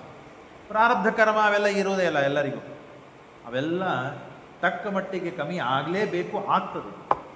ಹಾಗಾಗಿ ಮಹತ್ ಸೇವಾಂ ದ್ವಾರಮಾಹುರ್ ವಿಮುಕ್ತೇ, ಇದೇ ಭಾಗವತದಲ್ಲಿ ನಾವು ಕೇಳ್ತೇವೆ. ಸಜ್ಜನರ ಸೇವೆ, ಗುರುಗಳ ಸೇವೆ ಇದು ಬಹಳ ಪ್ರಧಾನವಾದದ್ದು. ಈ ಕಡೆಗೆ ಸಮಾಸ್ಥಿತ ಕೇಶವ ಸಂಗೃಹೀತಂ ಕಪಿಧ್ವಜೋ ಗಾಂಡಿವ ಬಾಣ ಬಾಣವಿಹಿ, ಕೇಶವ ಇದ್ದಾನೆ ರಥದಲ್ಲಿ, ಕಪಿಧ್ವಜ ಇದೆ, ಗಾಂಡೀವವನ್ನು ಅಕ್ಷಯವಾದ ಬತ್ತಳಿಕೆ, ಯಾವುದು ಕಮ್ಮಿ ಇದೆ ಹೇಳ್ರಿ ನೋಡೋಣ. ಇಷ್ಟೆಲ್ಲ ಇದೆ, ಯಾಕೆ ಗಾಬರಿ ಪಡ್ತಾ ಇದ್ದೆ ನೀನು? ಯುಧಿಷ್ಠಿರ ಧನುರ್ಧರ ಯಸ್ಯ ಸಮ ಪೃಥಿವ್ಯಾಂ, ಇಡೀ ಸಮಸ್ತವಾದ ಪ್ರಪಂಚದಲ್ಲಿ ನನ್ನಷ್ಟು ಧನುರ್ಧಾರಿಗಳಾದ ಯಾರಿದ್ದಾರೆ? ದ್ರೋಣಾಚಾರ್ಯರ ಅನುಗ್ರಹದಿಂದ ನನ್ನಷ್ಟು ಧನುರ್ಧಾರಿಗಳು ಜಗತ್ತಿನಲ್ಲಿ ಯಾರೂ ಇಲ್ಲ. ಭೀಮನಷ್ಟು ಜಟ್ಟಿಯಾದ ವ್ಯಕ್ತಿ ಜಗತ್ತಿನಲ್ಲಿ ಯಾರೂ ಇಲ್ಲ. ಹಾಗಾಗಿ ನ ವಿದ್ಯತೆಯೇನೋ ಭವಿತಾ ಕದಾಚಿ, ಮುಂದಾಗ್ತಾರೋ ಇಲ್ಲೋ ಗೊತ್ತಿಲ್ಲ, ಹಿಂದಿರಿದ್ರೋ ಇಲ್ಲೋ ಗೊತ್ತಿಲ್ಲ, ಈಗಂತೂ ಜಗತ್ತಿನಲ್ಲಿ ಯಾರೂ ಇಲ್ಲ. ನಾನು ನಿನಗೆ ಭರವಸೆ ಕೊಡ್ತೀನಿ, ಯಾಕೆ ಕಜಿ ಮಾಡ್ತೀನಿ ಅಂತ ಹೇಳಿ ಅರ್ಜುನ ಬೇಕಾದೆಲ್ಲ ಮಾತುಗಳನ್ನು ಹೇಳಿದ್ದಾನೆ. ಸಂಜಯೋವಾಚ ಏವ ಮುಕ್ತಾರ್ಜುನ ಸಾಂಖ್ಯೆ ವಾಸುದೇವೇನ ಧೀಮತ ಅವತೀರ್ಯ ರಥಾತ್ ಪಾರ್ಥ್ಯ, ಇಷ್ಟೆಲ್ಲ ಆಗಿದೆ. ಆಗ ಯಾವುದನ್ನೂ ಪರಮಾತ್ಮ ಮಿಸ್ ಮಾಡೋದಿಲ್ಲ, ಯಾವುದನ್ನು ಪರಮಾತ್ಮ ಬಿಡುವುದಿಲ್ಲ. ಯಾವ ಕಾಲಕ್ಕೆ ಏನೇನು ಕರ್ತವ್ಯ ಕರ್ಮಗಳಿವೆ ಅದನ್ನು ಮಾಡಲೇಬೇಕು. ಪರಮಾತ್ಮ ಆಯಾ ವ್ಯಕ್ತಿಗಳಿಂದ ಆ ಕರ್ತವ್ಯ ಕರ್ಮಗಳನ್ನು ಮಾಡಿಸ್ತಾನೆ. ನಾನಿದ್ದೇನೆ, ಯುದ್ಧ ಶುರು ಮಾಡಿಬಿಡು, ಆಗಿಂದಾಗ ಪರಮಾತ್ಮ ರಥದಿಂದ ತಳಗೆ ಇಳಿಸ್ತಾನೆ. ಅರ್ಜುನನಿಗೆ ಇಳಿಸಿ ದುರ್ಗಾದೇವಿಯನ್ನು ಕುರಿತು ಸ್ತೋತ್ರ ಮಾಡು, ನಿರ್ವಿಘ್ನವಾಗಿ ದುಷ್ಟರ ಸಂಹಾರ ಆಗಬೇಕು, ನಮಗೆ ಜಯ ಬರಬೇಕು ಅಂತ ಹೇಳಿ. ಅಜ್ಞಾತವಾಸದ ಕಾಲದಲ್ಲಿ ಮತ್ತೆ ನಮ್ಮ ಅಜ್ಞಾತವಾಸ ನಿರ್ವಿಘ್ನವಾಗಿ ನಡಿಬೇಕು. ಯಾರಿಗೂ ಅಜ್ಞಾತವಾಸ ಅಂದರೆ ನಾವು ಇದ್ದದ್ದು ಯಾರಿಗೂ ಗೊತ್ತಾಗಬಾರ್ದು. ಹೇಗಿರ್ಲಿಕ್ಕೆ ಸಾಧ್ಯ? ಭೀಮನ ಬಾಹುಬಲ, ಭೀಮನ ಭುಜಗಳು, ಆ ಅರ್ಜುನನ ಗಾಂಡೀವ ಧನಸ್ಸನ್ನು ಏರಿಸಿದ ಏನು ಅದು ರೇಖೆಗಳು, ಸುಂದರನಾಗಿರುವಂತಹ ಸಹದೇವ ನಕುಲರು, ಧರ್ಮಸ್ವರೂಪನಾದಂತಹ ಧರ್ಮರಾಜ, ಅತ್ಯಂತ ಚಲುವಿ ಸುಂದರಿಯಾದಂತಹ ದ್ರೌಪದಿ, ಯಾರನ್ನ ಮುಚ್ಚಲಿಕ್ಕೆ ಸಾಧ್ಯ ಇದೆ ಹೇಳಿ ನೋಡೋಣ? ಗಂಧದ ಗಿಡವನ್ನ ಮುಚ್ಚಲಿಕ್ಕೆ ಹೇಗೆ ಸಾಧ್ಯವಿದೆ? ವಾಸನೆಯಿಂದ ಆದರೂ ಗುರುತು ಹಿಡಿತಾರೋ ಇಲ್ಲೋ? ಹಾಗೆ ಇವರನ್ನ ಯಾರಾದರೂ ಗುರುತು ಹಿಟ್ಬಿಟ್ರೆ ಮತ್ತೆ 12 ವರ್ಷ ವನವಾಸ ಮಾಡುವ ಪ್ರಸಂಗ ಬರ್ತದೆ. ಆದರೂ ದೇವರ ಮೇಲೆ ವಿಶ್ವಾಸ ಮಾಡಿ ಆಗ ಅಲ್ಲಿ ಧರ್ಮರಾಜ ಸ್ತೋತ್ರ ಮಾಡಿದ್ದಾನೆ. ವಿರಾಟ ನಗರಂ ಗಮ್ಯಂ ಗಚ್ಚಮಾನೋ ಯುಧಿಷ್ಠಿರ ಸ್ತುವನ್ಮನಸಾ ದೇವಿ ದುರ್ಗಾಂ ತ್ರಿಭುವನೇಶ್ವರಿ. ಈಗ ಅರ್ಜುನ ಸ್ತೋತ್ರ ಮಾಡ್ತಾ ಇದ್ದಾನೆ ರಥದಿಂದ ತಳಗಿಳಿದು. ಅವತೀರ್ಯ ರಥಾತ್ ಪ್ರಾರ್ಥಃ ಸ್ತೋತ್ರಂ ಆಹ ಕೃತಾಂಜಲಿ. ಅರ್ಜುನೋವಾಚ ನಮಸ್ತೆ ಸಿದ್ಧ ನಮಸ್ತೆ ಸಿದ್ಧಸೇನಾನಿ ಆರ್ಯೇ ಮಂದರವಾಸಿನಿ ಕುಮಾರಿ ಬಾಲಕಾಪಾಲಿ ಕಪಲೆ ಕೃಷ್ಣಪಿಂಗಲೆ ಭದ್ರಕಾಳಿ ನಮಸ್ತುಭ್ಯಂ ಮಹಾಕಾಳಿ ನಮಸ್ತುತೆ ಚಂಡಿ ಚಂಡೇ ನಮಸ್ತುಭ್ಯಂ ತಾರಿಣಿ ವರವರ್ಷಿಣಿ ಕಾತ್ಯಾಯಿನಿ ಮಹಾಭಾಗೆ. ಹೀಗೆ ದಿವ್ಯವಾದ ಸ್ತೋತ್ರ ಮಾಡ್ತಾನೆ ಅರ್ಜುನ. ಕೃಷ್ಣ ಹೇಳ್ತಾನೆ, ಸ್ವಯಂ ಅರ್ಜುನನಿಗೆ ಬುದ್ಧಿ ಬಂದಿಲ್ಲ ಇದು. ವಾಸುದೇವೇನ ಧೀಮತ, ವಾಸುದೇವರಿಂದ ಪ್ರೇರಿತನಾಗಿ, ಕೃಷ್ಣನಿಂದ ಪ್ರೇರಿತನಾಗಿ ಎಲ್ಲ ನಿರ್ವಿಘ್ನವಾಗಿ ನಡಿಬೇಕು. ಹಾಗಾಗಿ ನೀನು ಸ್ತೋತ್ರ ಮಾಡು ಅಂತ ಹೇಳಿ ಆ ದುರ್ಗಾದೇವಿಯನ್ನು ಸ್ತೋತ್ರ ಮಾಡಿದರೆ ಜಯತು ಜಯೋ ಭವತು ಮೇ ನಿತ್ಯಂ ತ್ವತ್ಪ್ರಸಾದಾದ್ರಣಾರ್ಜಿತೆ, ನಿನ್ನ ಅನುಗ್ರಹದಿಂದ ನಮಗೆ ರಣಾಂಗಣದಲ್ಲಿ ಜಯ ಸಿಗಬೇಕು ಅಂತ ಪ್ರಾರ್ಥನೆ ಮಾಡಿದರೆ ವೈಷ್ಣವಿಯವಳು ಕೃಷ್ಣನ ಹೆಂಡತಿ, ಹಿಂದೆ ಕೃಷ್ಣನ ತಂಗಿಯಾಗಿ ಹುಟ್ಟಿದ್ಲು ಕೃಷ್ಣನ ಅವತಾರ ಸಮಯದಲ್ಲಿ. ಈಗ ಕೃಷ್ಣನ ಹೆಂಡತಿ ಸ್ತೋತ್ರವನ್ನು ಮಾಡಿಸಿಕೊಂಡು ಸಾಕ್ಷಾತ್ ಪ್ರತ್ಯಕ್ಷಳಾಗ್ತಾಳೆ, ಪ್ರತ್ಯಕ್ಷಳಾಗಿ ವರವನ್ನು ಕೊಡ್ತಾಳೆ. ಹೀಗೇನು ಸ್ತೋತ್ರವನ್ನು ಮಾಡಿದರೆ ತದಪ್ರಾರ್ಥಸ್ಯ ವಿಜ್ಞಾಯ ಭಕ್ತಿಂ ಮಾನವ ವತ್ಸಲ ಅಂತರಿಕ್ಷಾಗತೋ ವಾಚ ಗೋವಿಂದಸ್ಯ ಅಗ್ರತ ಸ್ಥಿತ. ಪರಮಾತ್ಮ ಕೃಷ್ಣ ಪರಮಾತ್ಮ ಮುಂದಿದ್ದಾನೆ. ಅವನು ಹೇಳ್ಬೋದಾಗಿತ್ತು, ಯಾರು ಅನುಗ್ರಹ ಬೇಕು ನಿನಗೆ, ನಾನಿದ್ದೇನೆ, ಯಾವ ದುರ್ಗಾದೇವಿ ಬೇಕು, ಯಾವ ಗಣಪತಿ ಬೇಕು, ಗಣಪತಿ ಪೂಜೆ ಯಾಕೆ ಮಾಡಬೇಕು, ಏನೂ ಬೇಕಾಗಿಲ್ಲ. ಯಾರ್ಯಾರಿಗೆ ಯಾವ ಹೊತ್ತಿಗೆ ಎಲ್ಲೆಲ್ಲಿ ಸ್ತೋತ್ರಗಳನ್ನು ಮಾಡಬೇಕು, ಯಾರಿಗೇನು ಪುರಸ್ಕಾರಗಳ ಗೌರವಗಳನ್ನು ಸಲ್ಲಿಸಬೇಕೋ, ನಾನು ಇರಲಿ ಇಲ್ಲದೆ ಇರಲಿ ಮಾಡಲಿಕ್ಕೆ ಬೇಕು, ಮಾಡಬೇಕು. ದೇವರೊಬ್ಬನಿದ್ದಾನೆ, ಎಲ್ಲರೂ ದೇವರ ಜೊತೆಗೆ ಬಂದ್ಬಿಡ್ತಾರೆ, ಹಾಗೆಲ್ಲ ಇಲ್ಲ. ದೇವರ ಪರಿವಾರ ಇದೆ, ದೇವರ ಆಯವರಿಗೆ ತಾರತಮ್ಯವನ್ನು ಇಟ್ಟಿದ್ದಾನೆ, ತಾರತಮ್ಯವಾಗಿ ನಾವು ಸ್ತೋತ್ರ ಮಾಡಲೇಬೇಕು. ಪರಮಾತ್ಮ ತನ್ನ ಸಿದ್ಧಾಂತವನ್ನು ಮಾಡಿದ್ದಾನೆ, ಹಾಗೆ ಮಾಡಿದ್ದಾಳೆ. ಸ್ತೋತ್ರ ಮಾಡಿದಾಗ ಅವಳು ಸಾಕ್ಷಾತ್ತಾಗಿ ಬಂದು ಪ್ರತ್ಯಕ್ಷವಾಗಿ ಆಕಾಶದಲ್ಲಿ ನಿಂತು ತಾನು ವರವನ್ನು ಕೊಟ್ಟು ಹೋಗಿದ್ದಾಳೆ. ಸ್ವಲ್ಪೇನೈವತು ಕಾಲೇನ ಶತ್ರುಂಜೇಕ್ಷಿಸಿ ಪಾಂಡವ. ಏನೇನು ಕಾಳಜಿ ಮಾಡಬೇಡ, ಇನ್ನೊಂದು 10-15 ದಿನ, ಭಾಳ ಅಂದರೆ 18 ದಿನಗಳಲ್ಲಿ ಎಲ್ಲ ದುಷ್ಟರು ಸಾಯ್ತಾರೆ, ನಿನ್ನ ರಾಜ್ಯ ನಿನಗೆ ಸಿಗ್ತದೆ. ದುರ್ಗಾದೇವಿ ಅನುಗ್ರಹ ಮಾಡಿದ ಮೇಲೆ ಇನ್ನೇನು ಬೇಕು? ಸ್ವಯಂ ಕೃಷ್ಣ ಇದ್ದಾನೆ, ದುರ್ಗಾದೇವಿ ಅನುಗ್ರಹ ಮಾಡಿದ್ಲು, ಭೀಮಸೇನ ದೇವರಿದ್ದಾರೆ, ಅರ್ಜುನ ಇದ್ದಾನೆ, ಇನ್ನೇನೂ ಇಲ್ಲೇ ಇಲ್ಲ. ವರವನ್ನು, ಆ ಫಲವನ್ನು ಪಡೆಯದೇ ಇರೋದಕ್ಕೆ, ಎಲ್ಲ ಫಲವನ್ನು ಪಡಿಲೇಬೇಕಿವರು. ಅಜೇಯತ್ವಂ ರಣೇರೀಣಾಂ ಅಪಿ ವಜ್ರಭೃತ ಸ್ವಯಂ ಲಬ್ಧ್ವಾ ವರಂ ತು ಕೌಂತೇಯ ಮೇನೆ ವಿಜಯಮಾತ್ಮನಃ. ಆಯ್ತು, ನಮಗೆ ಜಯ ಸಿಕ್ಕೇ ಬಿಡ್ತು ನಮಗೆ. ಯಾಕೆ? ದುರ್ಗಾದೇವಿ ವರವನ್ನು ಕೊಟ್ಟಿದ್ದಾಳೆ ಅಂದರೆ ಮುಗಿದು ಹೋಯಿತು. ನನಗೆ ಜಯವಾಗಿದೆ ಅಂತ ಸ್ವಯಂ ತಾನು ತಿಳಿದುಕೊಂಡು ಬಿಟ್ಟಿದ್ದಾನೆ ಅರ್ಜುನ. ಕೃಷ್ಣಾರ್ಜುನ ರಥೋ ದಿವ್ಯೋ ಶಂಕೋ ದತ್ಮೋ ಪ್ರದಗ್ಮತು. ಕೃಷ್ಣಾರ್ಜುನರು ರಥದಿಂದ ತಳಗಿಳಿದಿದ್ರು, ಮತ್ತೆ ರಥದ ಮೇಲೆ ಹತ್ತಿದ್ದಾರೆ, ಶಂಖಧ್ವನಿಯನ್ನು ಮಾಡಿದ್ದಾರೆ. ಪಾಂಚಜನ್ಯ ಶಂಖವನ್ನು ಪರಮಾತ್ಮ ಊದ್ತಾ ಇದ್ದಾನೆ. ಕೃಷ್ಣನೂ ಓದಿದ್ದಾನೆ, ಧರ್ಮರಾಜ, ಭೀಮಸೇನ ದೇವರು, ಅರ್ಜುನ, ನಕುಲ ಸಹದೇವರು ಎಲ್ಲರೂ ಶಂಖಧ್ವನಿಯನ್ನು ಮಾಡಿದ್ದಾರೆ. ಪ್ರತ್ಯೇಕವಾಗಿ ಎಲ್ಲರೂ ಶಂಖಧ್ವನಿಯನ್ನು ಮಾಡಿದ್ದಾರೆ. ಆರೋಗ್ಯ ಬಲ ಸಂಪನ್ನೋ, ಇದ್ದವರಿಗೆ ಎಲ್ಲರಿಗೂ ತೊಂದರೆ ಆಗದೇ ಇದ್ದಂತೆ ಆರೋಗ್ಯವಂತರಾಗಲಿ, ಭಾರಿ ಬಲಿಷ್ಠರಾಗಲಿ ಅಂತ ಆಶೀರ್ವಾದ ಮಾಡಿ ಹೋಗಿದ್ದಾಳೆ ದುರ್ಗಾದೇವಿ. ಇನ್ನೇನು ಬೇಕು? ಇಷ್ಟೆಲ್ಲ ಮಾಡಿ ಅನಂತರದಲ್ಲಿ ಆಗ ಇಷ್ಟೆಲ್ಲ ಆಯಿತು. ಆ ಕಡೆಗೆ ಈ ಕಡೆಗೆ ಎಲ್ಲ ಜನ ನಿಂತಿದ್ದಾರೆ, ಯುದ್ಧವಾಡಬೇಕು. ಯುದ್ಧವಾಡುವ ಪ್ರಸಂಗದಲ್ಲಿ ಅರ್ಜುನನಿಗೆ ಧರ್ಮರಾಜನಿಗೆ ಈ ಸಮಸ್ಯೆ ಬಂತು ಮನಸ್ಸಿನಲ್ಲಿ. ಅರ್ಜುನ ಅದನ್ನು ಅತ್ಯಂತ ಧೈರ್ಯದಿಂದ, ಯದ್ಯಪಿ ತಮ್ಮನಾಗಿದ್ದರೂ ಅಣ್ಣನಾದಂತಹ ಧರ್ಮನಿಗೆ ಈ ಒಳ್ಳೆ ತತ್ವಗಳನ್ನು, ಧರ್ಮವನ್ನು ತಿಳಿಸಿ ತಾನು ಸಮಾಧಾನಗೊಳಿಸಿದ. ಸರಿ, ಮುಂದೇನಾಯಿತು ಅದನ್ನೇ ಹೇಳು. ಧೃತರಾಷ್ಟ್ರ ಅದನ್ನು ಒಟ್ಟಾರೆ ಬೀಳುತ್ತಾ ಇರಲಿಲ್ಲ. ಬಿಟ್ಬಿಡೋಣ, ಈ ಸಂಜೆ ಯಾಕೆ ಹೇಳಿದ್ದು? ದುರ್ಗಾದೇವಿ ಅನುಗ್ರಹ ಮಾಡಿದ್ದಾಳೆ, ಧರ್ಮವಿದೆ, ಆದ್ದರಿಂದಾಗಿ ನಿಮಗೆ ಜಯವಾಗ್ತದೆ. ಸ್ವಯಂ ಕೃಷ್ಣ ಅನುಗ್ರಹ ಮಾಡಿದ್ದಾನೆ, ಧರ್ಮ ಇದೆ, ಆದ್ದರಿಂದ ಧರ್ಮ ನಿಯಾಮಕನಾದ ಪರಮಾತ್ಮ ಇದ್ದಾನೆ. ಸ್ವಯಂ ವಾಯುದೇವರಿದ್ದಾರೆ, ಜಗತ್ತನ್ನು ಕುಟ್ಟಿ ಹಾಕುವ ಸಾಮರ್ಥ್ಯ ಇದೆ ಭೀಮಸೇನ ದೇವರಿಗೆ, ಅಂಥವರಿದ್ದಾರೆ. ಇಷ್ಟೆಲ್ಲ ಹೇಳಿದ ಮೇಲೆ ಹಾಗಾದರೆ ಇಷ್ಟೆಲ್ಲ ಮಹಾನುಭಾವರಿದ್ದಾರೆಪ್ಪ, ಹಾಗಾಗಿ ನೀನು ನೋಡಿದ್ದಿ ವೇದವ್ಯಾಸ ದೇವರು ಅನುಗ್ರಹ ಮಾಡಿದ್ದಕ್ಕೆ ಯುದ್ಧ ನಿಲ್ಲಿಸ್ಬಿಡು ಅನ್ನಲಿಲ್ಲ. ಆಯ್ತು, ಮುಂದೇನಾಯಿತು ಅದನ್ನು ಹೇಳು. ಅವನು ಕೇಳೋದಷ್ಟೇ ಇದೆ, ನಿಂದ್ರಿಸುವ ಶಕ್ತಿ ಇಲ್ಲ ಅವನಿಗೆ. ಅದಾಗಬೇಕಾದದ್ದು ಆಗುವುದೇ. ಧೃತರಾಷ್ಟ್ರೋವಾಚ ಧರ್ಮಕ್ಷೇತ್ರೇ, ನಾನು ನಿನ್ನೆ ಹೇಳಿದಂತೆ ಇಡೀ 18 ಅಧ್ಯಾಯ ಗೀತಾ ಇನ್ನ ಉಪದೇಶ ಇಲ್ಲಿದೆ. ಅದು ಭೀಷ್ಮ ಪರ್ವದಲ್ಲೇ ಇದೆ. ನಾವು ವಿಹಂಗಮ ದೃಷ್ಟಿಯಿಂದ ಅದು 18 ವಾರಗಳು ಬೇಕಾಗ್ತದೆ. ಅದಕ್ಕೆಲ್ಲ ವರ್ಷಗಳ ಬೇಕು. ಸಾಧ್ಯವಾದಷ್ಟು ವಿಹಂಗಮ ದೃಷ್ಟಿಯಿಂದ ನೋಡಿ ಪ್ರಧಾನವಾದ ತತ್ವಗಳನ್ನು ಗೀತೆ ನನಗೆ ತಿಳಿದ ಪ್ರಕಾರ ಗುರುಗಳ ಅನುಗ್ರಹದಿಂದ ಹೇಳಲು ಪ್ರಯತ್ನ ಮಾಡ್ತೇನೆ. ಧೃತರಾಷ್ಟ್ರೋವಾಚ ಧರ್ಮಕ್ಷೇತ್ರೇ ಕುರುಕ್ಷೇತ್ರೇ ಸಮವೇತಾಯುತ್ಸವ ಮಾಮಕ ಪಾಂಡವಾಶ್ಚೈವ ಕಿಮ ಕುರುವತ ಸಂಜಯ. ಎಷ್ಟು ಮೋಹ ಮೋಹ ಮೋಹ ಮಮತೆ, ನಂದು ನಂದು, ನನ್ನವರು ನನ್ನವರು. ಧೃತರಾಷ್ಟ್ರನಿಗೆ ಇದೇ ಅವನನ್ನು ಹಾಳು ಮಾಡಿತು. ಧರ್ಮಕ್ಷೇತ್ರೇ ಕುರುಕ್ಷೇತ್ರೇ, ಕುರುಕ್ಷೇತ್ರದಲ್ಲಿ ಸಮವೇತಾಯುತ್ಸವ ಮಾಮಕ ಪಾಂಡವಾಶ್ಚೈವ. ಶಬ್ದ ಹೇಗಿದೆ ನೋಡಿ, ಮಾಮಕ ನನ್ನವರು ಮತ್ತು ಪಾಂಡವರು. ಏನ್ ಮಾಡಿದ್ರಪ್ಪ? ಕೌರವರು ಪಾಂಡವರು ಅಂತ ಶಬ್ದ ಆಡಲಿಲ್ಲ ಅವನು. ನನ್ನವರು ಪಾಂಡವರು. ಯಾಕೆ ಪಾಂಡವರು ನಿನ್ನವರಲ್ಲ? ಅಭಿಮಾನ, ಯುದ್ಧವಾಗ್ತಾ ಇದೆ, ಪಾಂಡವರು ಸಾಯಬೇಕು, ನನ್ನ ಮಕ್ಕಳಿಗೆ ಜಯ ಆಗಬೇಕು, ನನ್ನ ಮಕ್ಕಳ ರಾಜ್ಯ ಸಿಗಬೇಕು, ಈ ದುರಭಿಮಾನ ಇದೆ ಧೃತರಾಷ್ಟ್ರನಿಗೆ. ಹಾಗಾಗಲೇ ಯಾರು ಮಾತು ಅವನು ಒಪ್ಲಿಕ್ಕೆ ತಯಾರಿಲ್ಲ. ಯಾಕೆ? ಕಲಿ ಪೂರ್ಣ ತುಂಬಿಬಿಟ್ಟಿದ್ದಾನೆ ಧೃತರಾಷ್ಟ್ರ.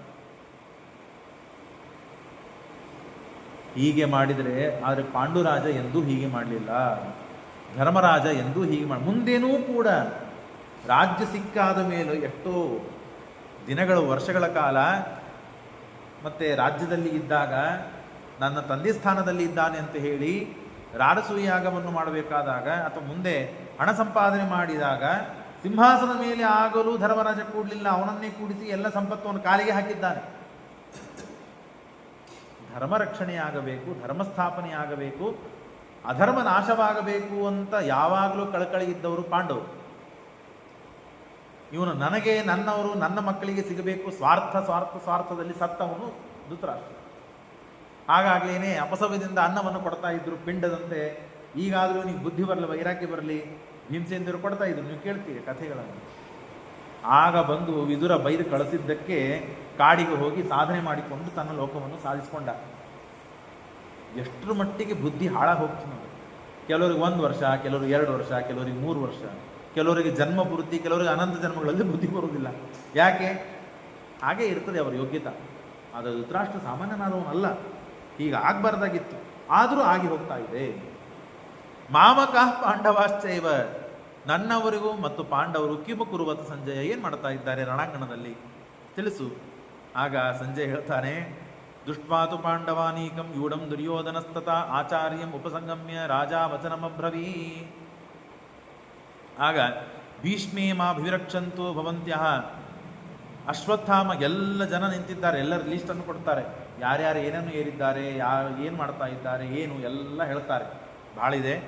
ಆಗ ಅಪರ್ಯಾಪ್ತಂ ತದಸ್ಮಾಕಂ ಬಲಂ ಭೀಮಾಭಿರಕ್ಷಿತಂ ಪರ್ಯಾಪ್ತಂ ತು ಇದಮೇತೇಷಾಂ ಬಲಂ ಭೀಮಾಭಿರಕ್ಷಿತಂ ಭೀಷ್ಮಮೇವಾಭಿರಕ್ಷಂತುಂ ಭವಂತಃ ಸರ್ವ ಏವ ಹಿ. ಭೀಷ್ಮನಿಂದ ರಕ್ಷಿತವಾದ ಸಕಲ ಸೈನ್ಯ ನಮ್ಮದಾಗಿದೆ, ಭೀಮನಿಂದ ರಕ್ಷಿತವಾಗಿ ಸಕಲ ಸೈನ್ಯ ಅವರದಾಗಿದೆ. ಆಗ ಮತ್ತೆ ಕೃಷ್ಣ ಪರಮಾತ್ಮ ಮತ್ತು ಅರ್ಜುನ ಇವರಿಬ್ಬರೂ ಕೂಡ ಪಾಂಚಜನ್ಯಂ ಋಷಿಕೇಶಂ ದೇವದತ್ತಂ ಧನಂಜಯ, ಆ ದೇವದತ್ತವಾದಂತಹ ಪಾಂಚಜನ್ಯವನ್ನು ಪರಮಾತ್ಮ ಮತ್ತೆ ಶಂಖಧ್ವನಿಯನ್ನು ಮಾಡಿದ್ದಾನೆ. ಆ ಪಾಂಚಜನ್ಯದ ಮಹಿಮೆ ನಿಮಗೆಲ್ಲ ಗೊತ್ತಿದೆ. ತಾನು ಸಂದೀಪನ ಋಷಿಗಳಲ್ಲಿ ಇದ್ದು, ಸಾಂದೀಪನ ಋಷಿಗಳು ವಿದ್ಯಾಭ್ಯಾಸ 64 ದಿವಸ ಅವ್ರಿಗೆ ಕಲಿಸ್ಲಿಕ್ಕೆ ಬೇಕಾಯಿತು ಅಂತ ದೇವರ 64 ದಿವಸ ಇದ್ದ, ಸರ್ವಜ್ಞ ಬರುವಂತ ಅವನಿಗೇನು ಬೇಕಾಗಿಲ್ಲ. ಹೀಗೆ ನನ್ನ ಭಕ್ತರು ಗುರುಕುಲವಾಸ ಮಾಡಿ ಗುರುಗಳ ಮುಖಾಂತರವಾಗಿ ಶಾಸ್ತ್ರಾಧ್ಯಯನ ಮಾಡಬೇಕು ಅಂತ ತಿಳಿಸಿ ನೀತಿಯನ್ನು ಹೇಳಿ, ಗುರುಪತ್ನಿಗೆ ಏನು ಗುರುದಕ್ಷಿಣೆ ಬೇಕು ಅಂತ ಗುರುಪತ್ನಿ ಕೇಳಿದ ಪ್ರಕಾರ ಹೋಗಿ ತನ್ನ ಸತ್ತ ಮಗನನ್ನು ಪ್ರವಾಸಕ್ಕೆ ಹೋದಾಗ ಅಲ್ಲಿ ಆ ರಾಕ್ಷಸನನ್ನು ಕೊಂದು ಶಂಖವನ್ನು ತಂದು ಯಮಲೋಕಕ್ಕೆ ಹೋಗಿ ಶಂಖಧ್ವನಿಯನ್ನು ಮಾಡಿದ ಭಗವಂತ. ಆಗ ಗುರುಪುತ್ರ ಬಂದ, ಪತ್ನಿಗೆ ಕೊಟ್ಟ. ಆ ಪಾಂಚಜನ್ಯನೇ ಇದು. ಎಲ್ಲರೂ ನಡಿಗೆ ಹೋಗಿದ್ದಾರೆ, ಭೂಮಿ ನಡಿಗೆ ಹೋಗುವಷ್ಟು ಧ್ವನಿಯನ್ನು ಮಾಡಿದ್ದಾನೆ ಪರಮಾತ್ಮ. ಪೌಂಡ್ರಂ ದಧ್ನೋ ಮಹಾಶಂಕಂ ಭೀಮಕರ್ಮಾರುಕೋಧರ ನಕುಲ ಸಹದೇವ ಸುಘೋಷ ಮಣಿಪುಷ್ಪಕವು, ಮಣಿಪುಷ್ಪಕ ಅಂತ ಶಂಕ ಅವನ್ನು ಧ್ವನಿ ಮಾಡಿದ್ದಾರೆ. ಹಾಗಾಗಿ ಸೇನಯೋರುಭಯೋರ್ಮಧ್ಯೆ ರಥಂ ಸ್ಥಾಪಯ ಮೇಚ್ಯುತ. ಆಗ ಇಷ್ಟೋತ್ತನ ಯಾವ ಅರ್ಜುನ ಧರ್ಮರಾಜನಿಗೆ ಮನಸ್ಸಿನಲ್ಲಿ ಏನೋ ಸಂದೇಹ ಬಂದಿತ್ತೋ, ಏನೋ ಕಶ್ಮಲ ಇತ್ತು, ಅದನ್ನು ಪರಿಹಾರ ಮಾಡೋದಕ್ಕೆ ಭಯಾನಕ ಉಪದೇಶ. ನಾನು ಭಾಳೆಲ್ಲ ಹೇಳಿಲ್ಲ ಅವನು ಮಾಡಿದ್ದು ಉಪದೇಶ. ಏನು ಹಿತವಾದ ನುಡಿಗಳನ್ನು ಹೇಳಿದ ಅರ್ಜುನನಿಗೇನೇ ಸಮಸ್ಯೆ ಬರ್ತಾ ಇದೆ. ಎರಡೂ ಪಕ್ಷದ ಮಧ್ಯದಲ್ಲಿ ನನ್ನ ರಥವನ್ನು ನಿಂದ್ರಿಸಪ್ಪ ಕೃಷ್ಣ, ನೋಡಬೇಕಾಗಿದೆ ನನಗೆ ಯಾರ್ಯಾರಿದ್ದಾರೆ, ಏನೇನು ಮಾಡ್ತಾ ಇದ್ದಾರೆ ಅಂತ ಹೇಳಿ. ಸೇನೆಯೋರು ಉಭಯರ ಮಧ್ಯೆ ದೇವರು ಯಾರು, ಕೃಷ್ಣ ಯಾರು? ಅನಂತ ಗುಣಪೂರ್ಣನಾದವನು, ಜಗಜ್ಜನ್ಮಾದಿ ಕಾರಣನಾದವನು, ಇಂಥ ಸಾವಿರಾರು ಮಂದಿ ಅಲ್ಲ, ಲಕ್ಷಾವಧಿ ಅಲ್ಲ, ಅನಂತಾನಂತ ಅರ್ಜುನರನ್ನ ಮುಕ್ತಿಯನ್ನು ಕೊಟ್ಟ ಭಗವಂತ, ಮುಕ್ತಿ ಕೊಡುವ ಭಗವಂತ. ಅಂಥ ಭಗವಂತನಿಗೆ ಅರ್ಜುನ ಹೇಳ್ತಾನೆ, ಸ್ವಲ್ಪ ರಥ ಅಲ್ಲಿ ತೊಗೊಂಡು ಹೋಗಿ ನಿಂದ್ರಿಸಲ್ಲ. ಡ್ರೈವರ್ ಕೆಲಸ ಮಾಡ್ತಿದ್ದಾನೆ ಭಗವಂತ. ಹೋದ, ಆಗಲಿ, ನಾ ಮಾತು ಕೊಟ್ಟಿದ್ದೇನೆ ಬರ್ತೇನೆ ಅಂತ ತೊಗೊಂಡು ಹೋದ. ಕೈರ್ಮಯ ಸಹ ಯೋದ್ಧವ್ಯಂ, ಯಾರ ಜೊತೆಗೆ ನಾನು ಯುದ್ಧ ಮಾಡಬೇಕು, ನನ್ನ ಎದುರಿಗೆ ಬಂದು ನಿಂದ್ರವರಂತಹ ಮಹಾಪರಾಕ್ರಮಿಗಳು ಯಾರಪ್ಪ ನೋಡು, ನಡಿ ಕೃಷ್ಣ ರಥ ತಗೊಂಡು ಹೋಗು. ಇಲ್ಲಿ ತಾನು ತನ್ನ ಮುಂದೆ ಯಾರು ನಿಲ್ಲಿಕ್ಕೆ ಸಾಧ್ಯವಿಲ್ಲ ಅಂತನೂ ಅಹಂಭಾವದಲ್ಲಿ ಕೃಷ್ಣನಿಗೆ ಹೇಳ್ತಾ ಇದ್ದಾನೆ. ಯಾರಿದ್ದಾರೆ ಅಂತ ನೋಡ್ಲಿಕ್ಕೆ, ಯಾರಿದ್ದಾರೆ ನನ್ನ ಮುಂದೆ ಯುದ್ಧ ಆಡ್ಲಿಕ್ಕೆ ಅಂತನೂ ಅಭಿಪ್ರಾಯ ಇದೆ ಇಲ್ಲಿ ಅರ್ಜುನನಿಗೆ. ಹಾಗಾಗಿ ನೀನು ಏನೂ ಅಲ್ಲ ಅಂತ ಹೇಳಿ ಭಗವಂತ ಮುಂದೆ ಉಪದೇಶ ಮಾಡವನಿದ್ದಾನೆ. ಅದಕ್ಕೆ ಪೂರ್ವಭಾವಿಯಾಗಿ ಅವನಲ್ಲಿ ಆ ದರ್ಪ ಅಹಂಕಾರಗಳು ಬರಬೇಕಲ್ಲ. ಎಲ್ಲ ಮಾಡುವವನು ನಾನೇ, ಎಲ್ಲರಲ್ಲಿ ಮಾಡಿಸುವವನು ನಾನೇ, ಸರ್ವ ಪ್ರೇರಕನಾದವನು ನಾನೇ ಅಂತ ಭಗವಂತ ಅವನಿಗೆ ಉಪದೇಶ ಮಾಡಬೇಕಾದ್ರೆ ಈ ಬುದ್ಧಿಯವನಲ್ಲಿ ಬರಬೇಕು. ಹಾಗಾಗಿ ಬರ್ತಾ ಇದೆ. ಐವ ಮುಕ್ತೋ ಋಷಿ ಕೇಶಗುಣ ಕೇಶೇನ ಭಾರತ ಸೇನೆಯೋರು ಉಭಯೋರ ಮಧ್ಯೆ ಸ್ಥಾಪಯಿತ್ವ ರಥೋತ್ತಮ. ಆ ಉತ್ತಮವಾದ ರಥವನ್ನು ಪರಮಾತ್ಮ ಸೇನಾ ಉಭಯಗಳ ಮಧ್ಯದಲ್ಲಿ ಹೋಗಿ ನಿಂದ್ರಿಸಿದ. ಆಗ ನೋಡಿದರೆ ಭೀಷ್ಮ ದ್ರೋಣ ಪ್ರಮುಖ ಸರ್ವೇಶಾಂಚ ಮೀಕ್ಷಿತಾಂ ವಾಚ ಪಾರ್ಥಂ ಪಶ್ಯೇತಾಂ ಸಮವೇತಾನ್ ಕುರುನಿತಿ ಆಚಾರ್ಯಾನ್ ಮಾತುಲಾನ್ ಭಾತೃನ್ ಪುತ್ರಾನ್ ಪೌತ್ರಾನ್ ಸಖೀಸ್ತತ ಶುಶುರಾನ್ ಸುಹೃದಶ್ಚೈವ ಸೇನೆಯೋರ್ಭಯೋರ್ಮತಿ. ಎರಡೂ ಪಕ್ಷಗಳಲ್ಲಿ ಮೊದಲಿಗೆ ವಿದ್ಯೆ ಕಲಿಸಿದ ಗುರುಗಳಿದ್ದಾರೆ, ಆಮೇಲೆ ಪಿತಾಮಹರಾದ ಭೀಷ್ಮರಿದ್ದಾರೆ. ಈ ಕಡೆಗೆ ನನ್ನ ಮಾತುಲ ದೃಪದ ಇದ್ದಾನೆ, ಹೆಣ್ಣು ಕೊಟ್ಟು ಮಾವ ಇದ್ದಾನೆ, ಅಣ್ಣ ತಮ್ಮಂದರಿದ್ದಾರೆ. ಆ ಕಡೆಗೆ ಈ ಕಡೆಗೆ ಎಷ್ಟೇ ದುಷ್ಟರಿದ್ರು ಅವ್ರ ಅಣ್ಣ ತಮ್ಮಂದರಿಲ್ಲ. ಆಮೇಲೆ ಪೌತ್ರರಿದ್ದಾರೆ, ಸಖಿಗಳಿದ್ದಾರೆ, ಆಮೇಲೆ ಸುಹೃತ್ ಆಪ್ತ ಮಿತ್ರರಿದ್ದಾರೆ, ಬಂಧುಗಳಿದ್ದಾರೆ. ಹಾಗಾಗಿ ದೃಷ್ಟ್ವೇದಂ ಸ್ವಜನಂ ಕೃಷ್ಣ ಯೂತ್ಸಂ ಸಮುಪಸ್ಥಿತಂ ಕೃಪಯಾ ಪರಯಾವಿಷ್ಟ ವಿಷೀದಂತಂ ಇದಬ್ರವೀ. ಆಗ ಸ್ವಲ್ಪ ಅರ್ಜುನನಿಗೆ ಮನಸ್ಸು ಸ್ವಲ್ಪ ಚಲಿತವಾಯಿತು. ಆಚೆ ಈಚೆ ನೋಡಿದ ಕೃಷ್ಣ ಅರ್ಜುನನ ನೋಡ್ತಾ ಇದ್ದಾನೆ. ಅರ್ಜುನ ಕುಸಿತಾ ಇದ್ದಾನೆ. ಏನೋ ಮನಸ್ಸಿಗೆ ಇಷ್ಟು ಧೈರ್ಯದಿಂದ ನನ್ನಷ್ಟು ಪರಾಕ್ರಮಿಗಳು ಯಾರಿಲ್ಲ, ಯುದ್ಧದಲ್ಲಿ ಒಂದೇ ದಿನದಲ್ಲಿ ಎಲ್ಲರನ್ನು ಕೊಂದು ಹಾಕ್ತೇನೆ ಅಂತ ಪ್ರತಿಜ್ಞೆ ಮಾಡಿದ ಮಹಾನುಭಾವನು. ನನ್ನ ಮುಂದೆ ಯಾರೂ ನಿಂದಿರುವುದಿಲ್ಲ. ಇಂಥ ಭೀಮ ಇದ್ದಾರೆ, ಇಂಥ ಕೃಷ್ಣ ಇದ್ದಾನೆ, ನಮಗೆ ವಿಜಯವಾಗುವುದು ನಿಶ್ಚಿತ, ಎಲ್ಲ ಸತ್ಯ ಮಾತು. ಆದರೆ ಇಲ್ಲಿ ಬಂದು ನೋಡಿ ನನ್ನ ಗುರುಗಳು, ನನ್ನ ಮಾವಂದರು, ನಮ್ಮ ಅಣ್ಣ ತಮ್ಮಂದರು, ನನ್ನ ಗೆಳೆಯಂದರು, ನನ್ನ ಆಪ್ತರು, ಮಿತ್ರರು ಎಲ್ಲರಿದ್ದಾರೆ. ಇವ್ರ ಜೊತೆಗೆ ನಾನೇನು ಯುದ್ಧಾಡಲಿ ಅಂತ ಹೇಳಿ ಮನಸ್ಸಿನಲ್ಲಿ ವ್ಯಾಕುಲೆಗೊಂಡಿದ್ದಾನೆ. ಮನಸ್ಸು ಬಹಳ ನೋವಾಗಿದೆ. ಅರ್ಜುನ ಹೇಳ್ತಾನೆ, ದುಷ್ಪೇದಂ ಸ್ವಜನಂ ಕೃಷ್ಣ, ನನ್ನ ಸ್ವಜನ ಇವರೆಲ್ಲ, ಶತ್ರುಗಳಲ್ಲ. ಶತ್ರುಗಳ ಜೊತೆಗೆ ಯುದ್ಧವಾಡಬೇಕಾದರೂ ಸಮಸ್ಯೆವಾಗ್ತದೆ. ಅಂದಮೇಲೆ ಇವರೆಲ್ಲ ನನ್ನ ಮಿತ್ರರು, ಗುರುಗಳು, ಹಿರಿಯರಿದ್ದಾರೆ. ಹಾಗಾಗಿ ಹೇಗೆ ಮಾಡಿಸಿ ಇದೆಂತಂ ಇವಾಗ ಗಾತ್ರಾಣಿ ಮುಖಂ ಚ ಪರಿಶಿಷ್ಯತಿ. ಅರ್ಜುನನ ಮುಖ ಒಣಗಿ ಹೋಗ್ತಾ ಇದೆ, ಕಾಲುಗಳೆಲ್ಲ ನಡುಗ್ತಾ ಇವೆ, ಗಾಂಡೀವ ತ್ರಸ್ತವಾಗಿದೆ, ಎದೆ ಏರಿಸ್ಲಿಕ್ಕಾಗ್ತಾ ಇಲ್ಲ. ವೇಪುತಶ್ಚ ಮೇ ಶರೀರಾಣಿ ರೋಮಹರ್ಷಶ್ಚ ಜಾಯತೆ. ಇದನ್ನೆಲ್ಲ ನೋಡಿ ನನ್ನ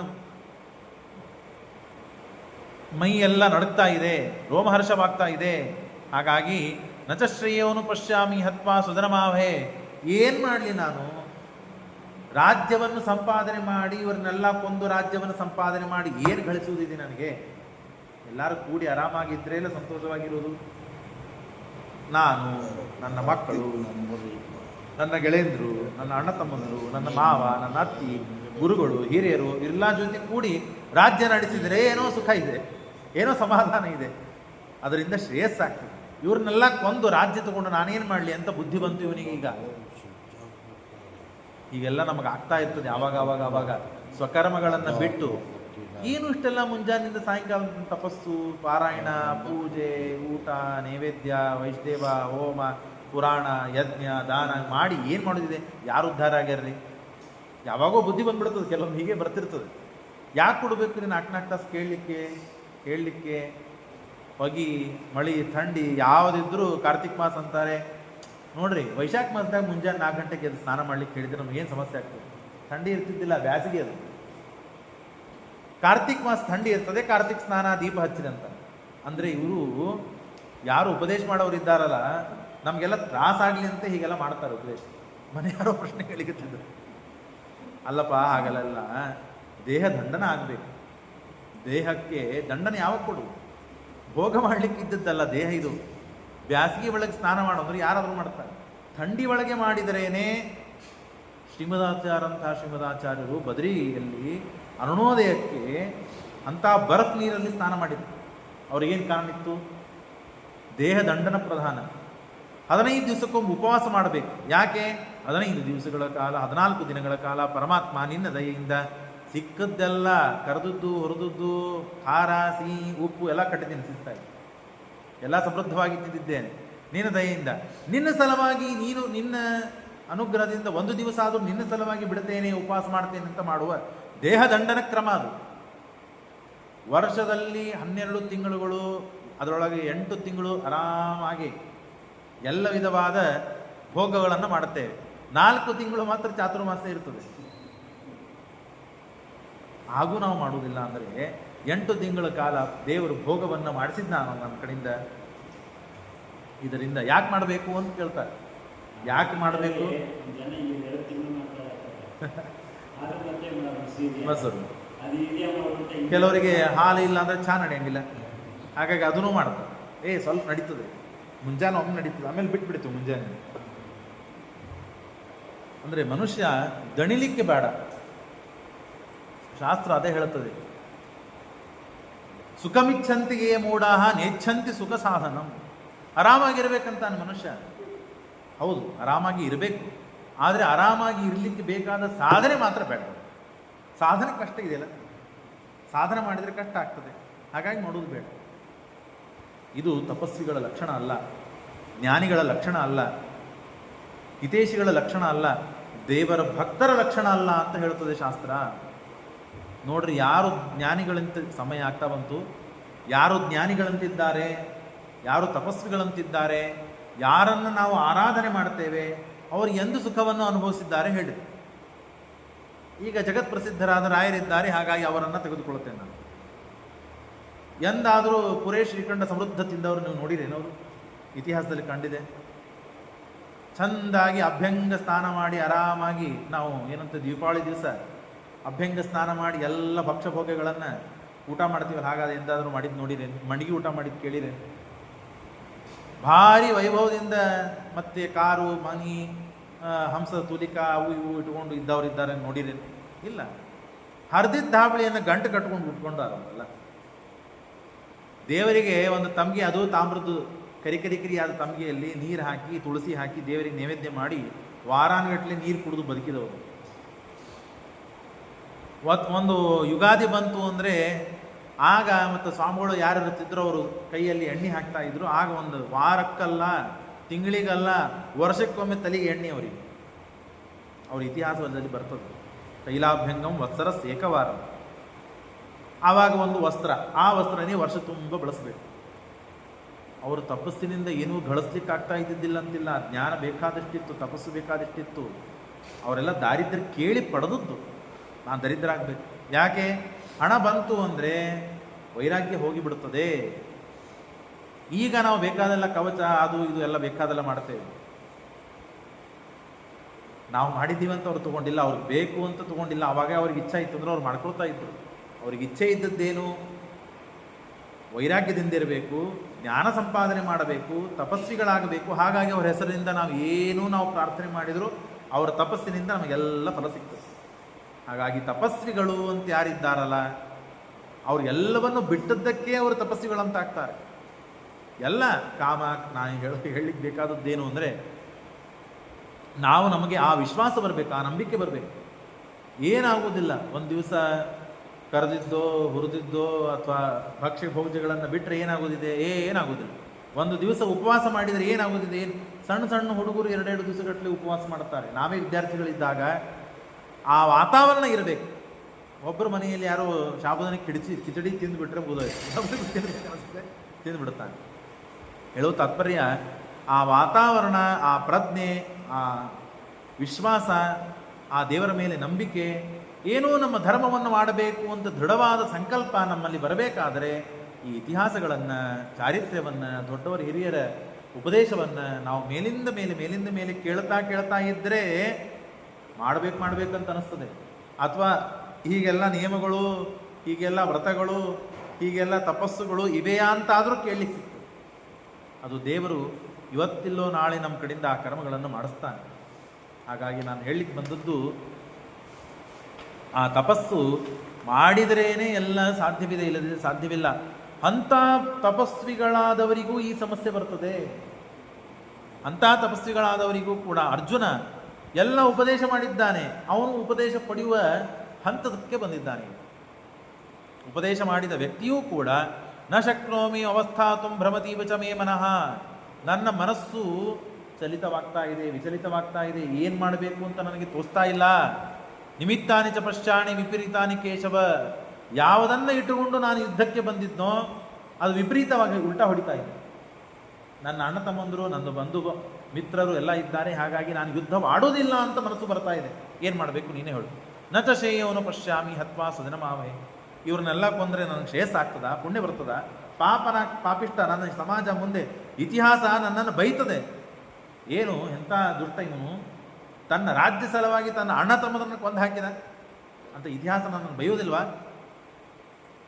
ಹಾಗಾಗಿ ಇಂಥ ಮಹಾ ಧಾರ್ಮಿಕರಿದ್ದಾರೆ ಅಲ್ಲೆಲ್ಲ ಆ ಪಕ್ಷದಲ್ಲಿ, ಆ ಧಾರ್ಮಿಕರನ್ನು ನಾನು ಕೊಂದೆ ಹಾಕಿದೆ ಅಂತಾದರೆ, ಅವರನ್ನು ಹತಪಡಿಸಿದೆ ಅಂತಾದರೆ ಧರ್ಮ ನಿಲ್ಲೋದಿಲ್ಲ. ಅರ್ಜುನನಿಗೆ ಈ ಟೆನ್ಷನ್ ಇದೆ.